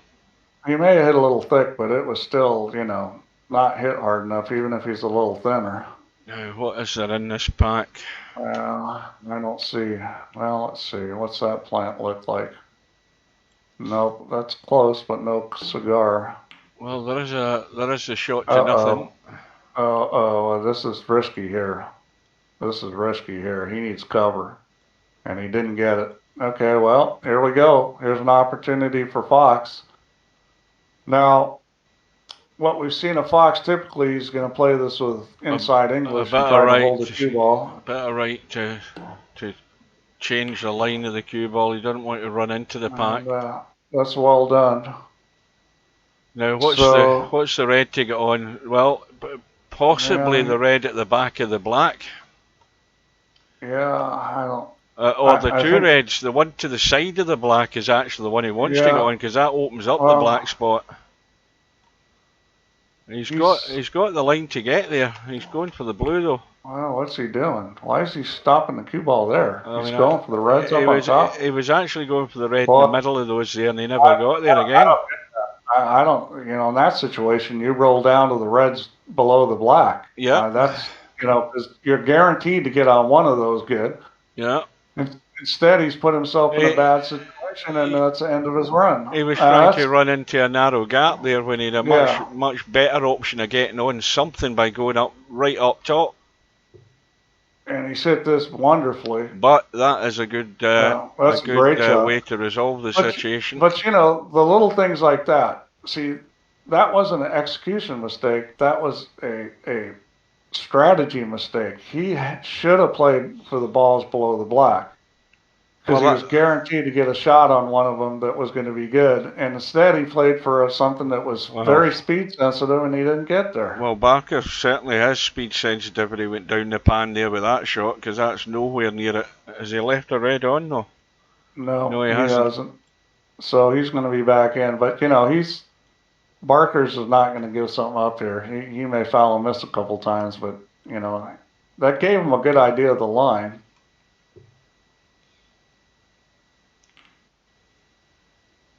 And I don't think he gave anything up. Nope. So good shot. He's going to be up table, possibly behind the green. Put a left English on it, or left spin to go around the angles, kick it around. Open it up. There we go. Not quite. That was a pretty good roll at it, though. Most of the time when I'm playing a safety off the pack, up table, I'm putting a bit of spin on it to use the rail and get that cue ball just running on that line. You're always trying to go around the corner in behind one of the vault colours.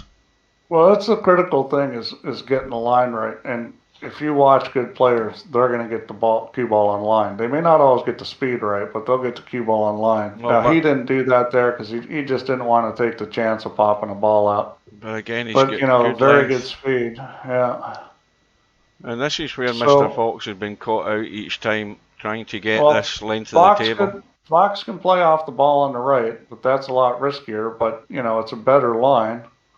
The ball on the left is there's not a lot there. You kind of have to play the shot Barkers did. Yeah, there's certainly. I mean, he's got to play off the left side. The only worry he has here is what he's nudging out. Well, he doesn't have to, but I wouldn't play off the right side just because it's too easy to go in off. Got to get this as thin as he can. I'd still be playing it with a bit of left-hand side on it. You gotta be a little careful here, because there's a corner pocket there. You can go in off on this kind of shot, because he's not going to get around behind the color here, unless he plays to the right. He's looking right now. He's looking at rolling up on balls, which I don't. Maybe he's looking at shooting this ball. No, he's rolling up. And that's not, oh, boy, that's so close to selling out, but he didn't. Well, that's okay. And I don't that think. puts a lot of pressure. I think he has. Barkers is going to have a dig at this. This is going to blast everything open. No, I don't think that ball goes. I really don't. You don't think he can get to it? I think he can. Well, he's shooting it like he can. He's throwing it. He's putting a lot of spin on it. He's shooting it like he can get to it. He must be able to get to it if he's shooting it. Yeah, I think it will go. I think you're right. So this is like a game winner. Now he's changing his mind. I'm changing my mind as well. I'm looking at it. Yeah, it's very tight. It's very tight. The problem is the harder you hit it, the less it throws, and you need to hit it with some speed to get the cue ball out of there. Well, the other thing you do is you bunt it up the table and stick the cue ball on the red next to it. You're leaving nothing on there. Yeah, and that puts another ball in play, and that's that productive play we were talking about. You know, do something productive that puts pressure on your opponent. Well, you know what's going to happen now, Steve. That red's over the corner pocket. There's no way they're going to head up table. Here we go for another 20 minutes. But the thing is Barker's had that shot you were talking about where he could have just knocked that red up table. Yeah. And put a lot of pressure on Fox. Instead, he plays a dink shot, and there's no pressure on Fox now because he's just going to dink back. But now that opportunity's gone. Touch and ball. You know. Here we are. This is what you missed earlier, Cobra, if you're still awake. Oh, is he not playing away from it? Is he going to foul here? He probably is. He's not paying attention again, probably. He only gave away about 6 fouls earlier on today. Oh, Cobra, we had a frame earlier on where we had 40 minutes pretty much with this going on. Seriously, we had at least 30 minutes. I mean, being conservative, we had 30 minutes of this tip-tapping going on. And we're heading the same direction again, I'm afraid. Now, if this was me, I'm calling a draw and getting over with. There's nothing in the scoreboard. Yeah, but this is Barker's fault because he had a shot that he could have played that would have been a good shot, would have been a productive shot, would have put pressure on Fox, and he didn't play it. He dinked it in here. So, I mean... Now, maybe Barkers wants to get a re-rack because he's behind. Of course, he's only behind 10 points. Yeah, that doesn't matter. I mean, it's just get it on with it because what time are we now? We're 5 minutes... 5 minutes to well past my bedtime, and I'm still wanting a coffee. Thank God I don't have to go to work tomorrow. Okay, Fox said okay. He's going to go to the bathroom, so they are going to. That is a good idea. I'm just heading for a bottle of water. That was caused by Barker's not taking the opportunity he had to, play an aggressive play, get Fox in trouble, and he didn't take it. Right, I'll be back in a minute, guys.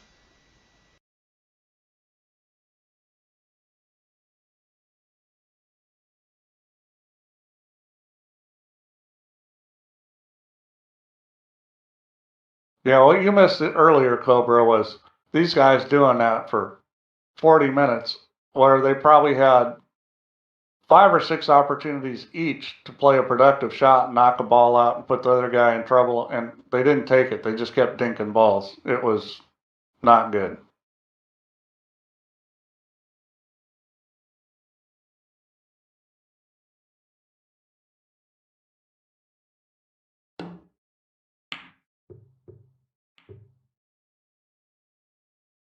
Wow.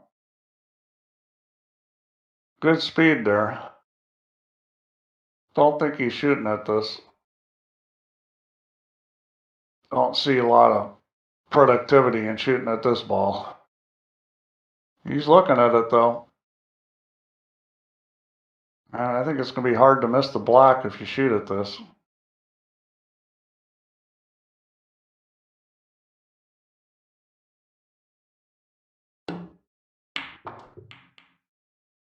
Wow, that's a great shot. He got behind the black and hit it hard enough to get behind the black and knock the reds out. That was a fantastic shot. Well, I mean, I got to give him credit. I don't think that was luck. I think that was part of the plan. Um, because you don't shoot at that shot unless you can, make a bunch of points. It's just not worth it. And obviously, he felt like he could make a bunch of points. Of course, he just got funny here on this red. I think he might be at the end of his run here. I'm not sure what he's going to do from here. I mean, he'd have to really blast this to get the rack spread out. He's going to stun it back, and that's really well done. I'll tell you what, Barker's he's pretty savvy with the cue ball a lot of times, and that was a good shot, and he's going into the rack this time. Yeah, that was the problem there. Is it was the angle he had. He was going right into a pocket, and you would have to really juice that up to drive it through it. So he can shoot this red in the side. It's a little bit risky though. And it looks like he's shooting it. Ouch. Yeah, that was a pretty aggressive play. He didn't pull it off. So Fox has got a good table here. He's got a chance to make this 3-3. Now he's going to have to do some work. There's not that many reds out in the open. I think ideally he wants to shoot this red that's blocking the pink spot. Right and back. Well, Barker's made a pretty aggressive shot at a red in the side and didn't get it down. And now Fox has got a good opportunity. I don't think he wanted to be this straight in on this black. Now he's really in a bad spot here on this. I mean, if I was him, I'd just be shooting a stop shot and shooting a red in the side. I think that's what he's going to do. He's just going to bring this back an inch or two and shoot the red into the side. Well, he's looking up table, but I think that's a shot. I mean, just take what you've got there. Well, yeah, Barker's tried to break the pack up, but he really needed to juice the cue ball up, and because it was going right into a pocket, and it went in that pocket, and he didn't have much, and he tried to hit a little stun shot in the side, just caught the near tit, and well, he didn't get into that enough either.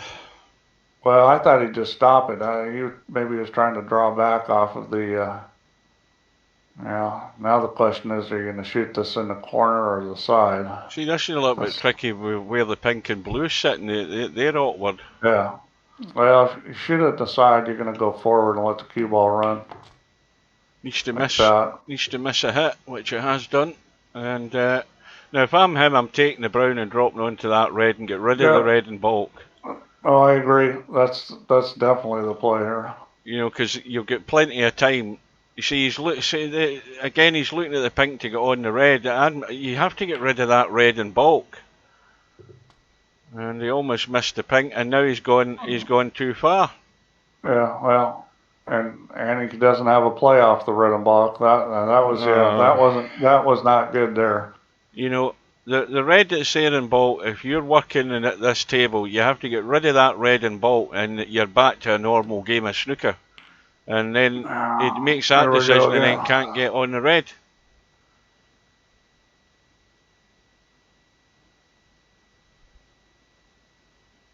I think there's a little bit of a logic to the game, and because I'm thinking ahead. Sooner or later I might have to bail out. He can play off this red and bulk and try to put the cue ball on the brown right now. Yeah. The only worry about it is if he doesn't get that cover, this red's heading down to that top right-hand corner pocket, doing it that way. Yeah, well, I don't think it'd make it all the way down to the corner, but yeah, it's headed that direction. And this this whole situation that's about to take place would never have happened if this red wasn't in bulk. So now you can't escape to bulk. And this is, the first time Barkers did it, this time Fox did it. Got the wrong shot and turned this into a dink fest. Okay, there's a more aggressive Well, play. there's the opportunity now to at least do something with this red and get rid of it one way or another. But again, Well, I don't know. He's just looking at. He's going to dink it into the pack again, probably. well, I agree with you there, Cobra. Albie's been watching, or he's probably getting bored and gone to bed because it's late there for Albie. He's past midnight, Yeah. but Well, he's not been overly worried, I don't think. Clover, I'm going to say it just for you. This is a lot like one pocket in the sense that if you just play all defensive shots and you don't play productive shots, you're going to lose anybody who knows how to play because they're going to play productive shots and get you in trouble. And, I know Albin wouldn't be sitting here playing defense, defense, defense. He would do something. Now this is hit not very well at all. No, Wow, because he's got it far too thick, and he's left a cut on. Well, either that or not thick enough. I probably would have hit that with some left spin and kind of made sure I got into the ball more and tried to pin him on a ball. Well, I kind of feel he's been an hour longer in this match than it possibly could have been because of all that dinking earlier on, and I think the lateness of the evening's maybe catching up with him. Yeah, I think he'll shoot the brown here. But the most obvious thing all night has been Mr. Fox has just not got the weight of shot at all. Yeah, he's come up short a lot of times. It's been far too way off the mark. Well, I don't know what he can do here other than draw back for the blue. Yeah, he's just on this red. The pink does go. Yeah, he's got there. That's a well played shot. Oh, the pink does go. Yeah. Okay, that's a very good shot then. Now the only question now is what's his follow up to that? Because there's. Yeah, well, he doesn't have the angle. If he had a little bit above it, he could have bumped that one red to get the shot on the other one. From here, he's going to go forward. This is going to be aggressive here. Around the corner, trying to get a bump, and would you believe it? He's found a gap. Well, I was looking at it thinking, man, he could go in between them, and he did. Oh dear. And this is tricky now to get away from there. Oh yeah, he can't go right side. He's probably just going to roll dead off the edge of the red into the corner. Well, he could unless he's running into the stop shot on that one red, because there's nothing there. It could be a dink fest after that. Oh, he's got a plant. He's got a plant he can play here. What, is there a plant on now? It wasn't one earlier. Yeah, he just shot it. Yeah. Yeah, I was looking at it going, oh, that ball goes. So, yeah. I don't think that was on earlier. I had a quick look, but unless something moved, it didn't look odd to me earlier. It moved around. I don't know, but yeah, that's... Well, it doesn't matter. It's changed the whole game now. He's got to come up with a colour or nail it behind the brown or yellow. I think he's going to put it on the brown because he came up really crappy. I would put this on the brown every time because you can't afford to miss here. Put it on the brown. Let Fox kick at it. There's so many balls out in the open. See, I think this is a mistake shooting at this unless you're positive you're making it. Yeah, well, he made it, so he must have been positive. Now he's got to get into this cue ball here to get out of there for a colour. You know, the black and pink are both tied up. That's a tough part right now. Yeah, he's got to really juice this up to get into the table. Yeah, this is. Well, he didn't want to do that, but he'll take it. All right. He'll take it. That was really not hit the right way. You wanted a lot of backspin on that, not so much speed. Well, he's probably going to shoot the blue here, I would imagine. Cobra, you're not buying yourself the. What do you call it again? What's it called? I call it the black cube. I keep forgetting the name of the... What's the name of the material again? Carbon fiber. Yeah, that's it. You're not buying the carbon fiber shaft, Cobra?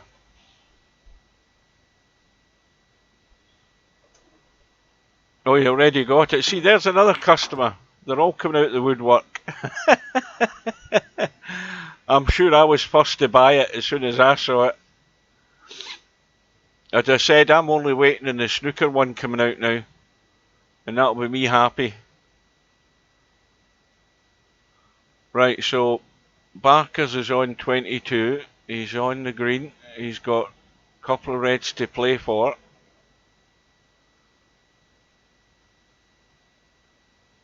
I'm not in bed because I'm not working tomorrow, and I'm not working the day after either, so I don't care. Slow down. Slow down.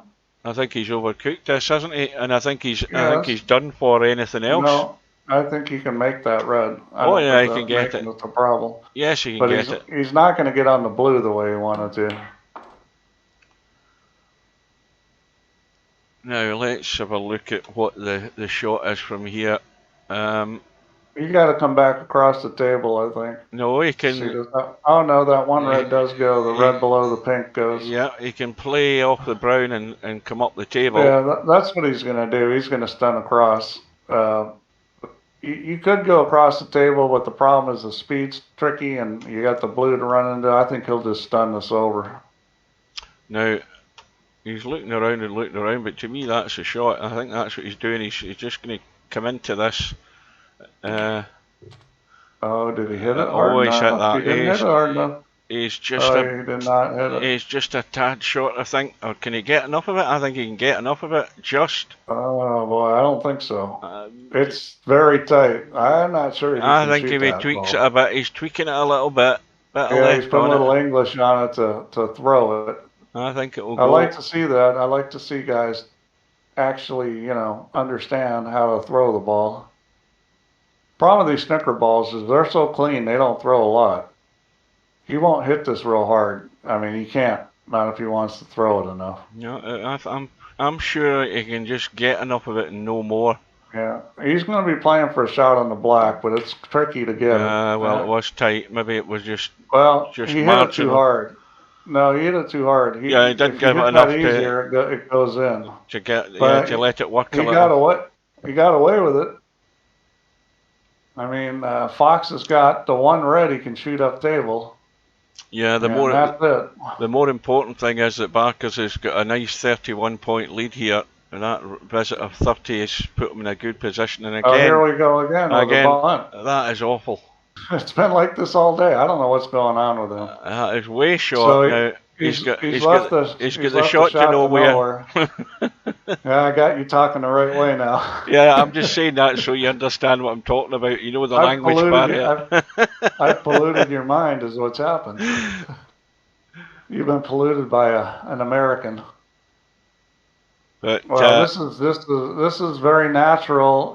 There is a ball there he's going to leave if he doesn't get cover. He made the ball, so he's good. Now he's got to decide if he's shooting or playing safe here. Well, this is a wee bit more tricky. The brown is on to the side, and he's going to brush through it, but he's doing the right thing. I like the safety. Yeah. I like the safety. He hit that awful hard, but I mean. Well, see, that's not bad. The reason why that's a good shot is because there's so many balls in the open. Exactly. It's hard to play safer. That's the problem. You can give him all the angle he wants, but it's really tough to keep this safe. Yeah, I think the ball to go, it's the one by the black, because you can get cover there. Hit that real solid and hit it past the side pocket. I'd be going at the ball that's by the black. Now, why is nothing happening with Mr. Fox's cue? I don't know. Maybe he's having connection problems. Right, there we go. If you hit that ball by the black real solid, the cue ball rolls forward, you're going to get covered. You're not going to give anything up, but you got to hit it, like right in the face. Kind of a medium pace. Well, this is where the test of his touch is going to be well, you got to get this line right. He's trying to cut it and catch it. But see, he didn't get it in the face. Well, that's actually. But he may come out pretty good. It's not a bad effort. I mean, he had the right idea. He was trying to catch it and get down to bulk. The key thing is he hit it at the right speed. He didn't get the line, but just hitting at the right speed gave him a chance. So he's got another shot to nowhere here. And I'm sure that's what he's going to shoot. There's no reason to shoot at the right on the left. Oh, that water's beautiful. I'm into my second 2 litres. There we go. And that's well done. Well, he hit that short, but it doesn't matter because he made it. Well, I think he's just gone. Is he gone too far for the brown? No, he's got the brown. It's a bit straight, but he can actually still go forward off this brown. It's probably the best way to go. Oh yeah, he's sitting fine here.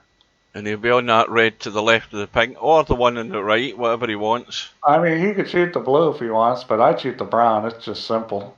The only thing you got to be careful here is don't put the cue ball on top of the blue. And he's coming back, or he's just stopping it. He's not taking any chances at all. Yeah, he's just going to stop and then roll. He's going to get this thing over the line and make sure it's done and dusted. That's what he's doing. Yeah, well, that's kind of a VP play. I think in real life, guys would have brought the ball back down table, not taking a chance of that long a shot. Well, he's got himself kind of straight here. I'm sure that's not where he wanted to be. I see him rolling forward and shooting this other red up table. What is he, 38 in front? So this will leave Mr. Fox needing a snooker anyway. Yeah, he'll shoot the red up table. Yeah, so that's the match winner right there. This is the one to make it conclusive. Wow. Actually, you could have rolled forward more. Maybe he's going on the side then. Because, yeah. Good shot. That's well hold. And he's going to shoot. What's he going to shoot? Maybe the yellow? No, hang on a minute. I've got my wrong button again. At the brown or the yellow? What's he doing there? Get this thing to work. Let's have a look at this. Looks like he's going to shoot at the brown. No, he's playing safe. Yeah, because the red isn't going anywhere. So this is match over. It's a rematch in the final between Here Barkers. we go with a big swerve shot. Gotta love this. Yeah, this is. That is going to be the end of that. This concludes the proceedings, folks. Well, Fox played hard. He played a gallant match. Just didn't play quite good enough. Well, he just wasn't in the races with his pace. That's where everything goes to pieces. If you just can't get that touch and you don't have the confidence in it, it just didn't go good for him all night. Yeah, it did. He was really off the mark. He must have been, I'll tell you, I mean, he must have been playing a lot of pool if he's been messing about in VP4. He must have been playing a lot of 9-ball or something. That was a bad hit there. That was pink first. Yeah, well, the bad thing is the red's gone, so the chance of the free ball's gone. And we're just waiting on the opportunity Mr. Fox has to concede the match. Yeah. Not that he's going to be able to, because I think Barkers is going to try and clear these. I think Barkers is going to have to change his strategy to beat Albin. I think he's going to have to play more aggressive because, you know, at some point, playing safe too much becomes a negative because I think you're losing opportunities, and your opponent's going to take some opportunities. Well, I honestly think Barkers gave Mr. Fox far too much respect in the sense that he allowed himself to get involved in this tapping, and he didn't use his snooker knowledge to get himself out of that situation, which he could have a long time ago. I showed the shot umpteen times. He could have done it. Well, it was that shot and a lot of other ones. And all the other opportunities for spreading those balls and thinning out that pack, and he never did that either. So, you know, I find fault in him in that. I didn't expect him to allow himself to get involved in that. But anyway, he's come through, but it's a different ball game against Albinario because Albinario's not going to be mug enough to be doing anything like that. Well, he's played Albin once, so if he plays the same style he's playing now, then he's assuming Albin is going to play not as good. Yeah, well, that's Albin. You know, he's going to have to be more aggressive. I do agree with you there. I do agree with you there. When he does get to the table, Barkers has got to find that opportunity to get into these reds and get going and try and do something that you know that then puts that little doubt in Albie's mind. Sure, and it doesn't mean being stupid. No, you got to shoot at shots that are winning shots, not shots where you might make them, but you're taking a ridiculous chance or you're not going to get more points. You shoot at shots that you can get a lot of points. Yeah. So if I can get this to work, it should have updated now. We have a final, which is a race to 9. There's no difference in the time zone except an hour. So I don't know when they're going to work that out, but they have until, what's the deadline again? June 20th. So they got 7 days. They got a week. So they've got a week to get it done. I just hope that.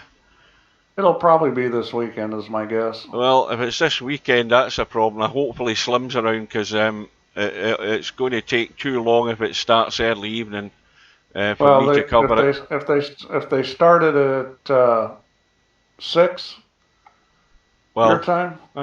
This match was what? How many frames? Six frames tonight. This match, or how many matches? What was the score? 4-2. So that's a possible 16 frames. That's way Well, that would go way past my bedtime. Well, maybe they could start it at 5 your time. Well, they would need to certainly work out something. In fact, if it was a week today, see if they played it this time next week. Perfect for me, because I'm off. Yeah. You know maybe you can ideal. Let them know that, because we'd certainly like to see you stream it. No, is Albie still there? I think Albie's gone. Slim might be able to do it, but it'd be better to have you. You're the snooker commentator. I think Albie's long gone. It's way past his bedtime. He's probably up for work in the morning. So talk of the devil. Look who's arrived in the lobby. Slim's arrived. Let me just do a quick refresher for anybody who's still paying attention and didn't fall asleep during that frame. Not the one there, the one that happened earlier on. We'll have a look at the Bankpool World Championship. So if we look at the schedule on it, there only is the one match set, and it's a hot seat match between Cobra and Bedhead, and that goes ahead on Friday at 6:30 PM British Summer Time, 1:30 Eastern, and that is still a race to 6, isn't it? And of course, if we look at the bracket, and we look at a good name. At the one. You see who just came into the lobby? Large McCollum. Large McCollum, he's Scottish. You notice that he's got a Scottish flag. Yeah, we've got the one lost side match that has to be resolved, and that's the match between Albinario, who's fighting in both sides with these tournaments. That's going to be a good one. Albin against Stubb. Yeah, because Stubb's got a chance in that match. I think Stubb might actually be the favorite in that match. Well, Stubb's the strong favorite in that match, because he blasted his last opponent out of the water. So he did. I think it was 4-0 in like 20 minutes. It was. Poor Tommy got a real roasting. So Stubb will be firing on all cylinders and going for it. He won't be hanging about. So. The loser of the hot seat match obviously comes over, and then the winner of the Albie Stubb match plays that loser to see who gets the final. So that's a match to look forward to. Now the deadline for that one is June the 17th, so that's another couple of days, isn't it? Not that far. It's 4 days. Yeah, well, so they'll obviously. So it's Saturday. What has there been any proposals? Dare I ask? Because the other thing is, I think Albie might not necessarily be available for those days either. That could be a slight problem. Let's see. Yeah. Real, Albin, Real. So there's been 3 proposals that have gone back and forth. Well. So Real wanted to play tonight. Obviously, that didn't work for Albin. Yeah. Albin said Friday or Thursday, 2 different Friday times and a Thursday time, and Real came back and said today again. Right. So, and he's saying BS, set the FCS. So, it's like, doesn't he why did realize why did you not twig when he asked him the first time for that night? But, giving Stubb a little slack, Albin, when he put a proposal back, didn't say, I can't, I'm playing the snooker match that day. He just sent back a different proposal. He should at least said, hey, I can't play that. That's true. Stubb won't be paying any attention to what's happening in the snooker tour. He won't be aware of that, probably. Yeah, so, they'll resolve it one way or another. Right. Yeah. So when did I start? This has gone on far too long tonight. Oh, this is almost a 3.5 hour stream. Yeah, and it was it was For only a race to 4. it was only 6 frames. So out of that 3.5 hour stream, 2.5 hours of it was that frame, or it seemed like it. And then it ended up in a re-rack, which was that was a comical punchline to that. So it was. I'm glad that's over, and I've certainly not watched a rerun of that. God help anybody that does. I didn't get a shower after golf. I'm ready for a shower and a beer. Well, I'm going for a coffee, so I'm going to bid you all good night, guys. Thanks to Steve for his company. Thanks for the patience of you guys to suffer that. Well done. That was pretty good. How many people well done stayed for on. staying with it. Well done to Barkers getting to the final, and unlucky to Mr. Fox, but he just wasn't at the races there with the touch tonight. Well, that's a good tournament for Fox. It's the best he's done in any big snooker tournament. I'll tell you that by far. He beat some good players. Yeah. He played some tough matches. I mean, he ought to be proud of that tournament. He was a lot more impressive, especially in that match against Semi-Pro. He was really good. So good luck next time, and good night to everybody, and we'll see you again soon. Take care. See you later.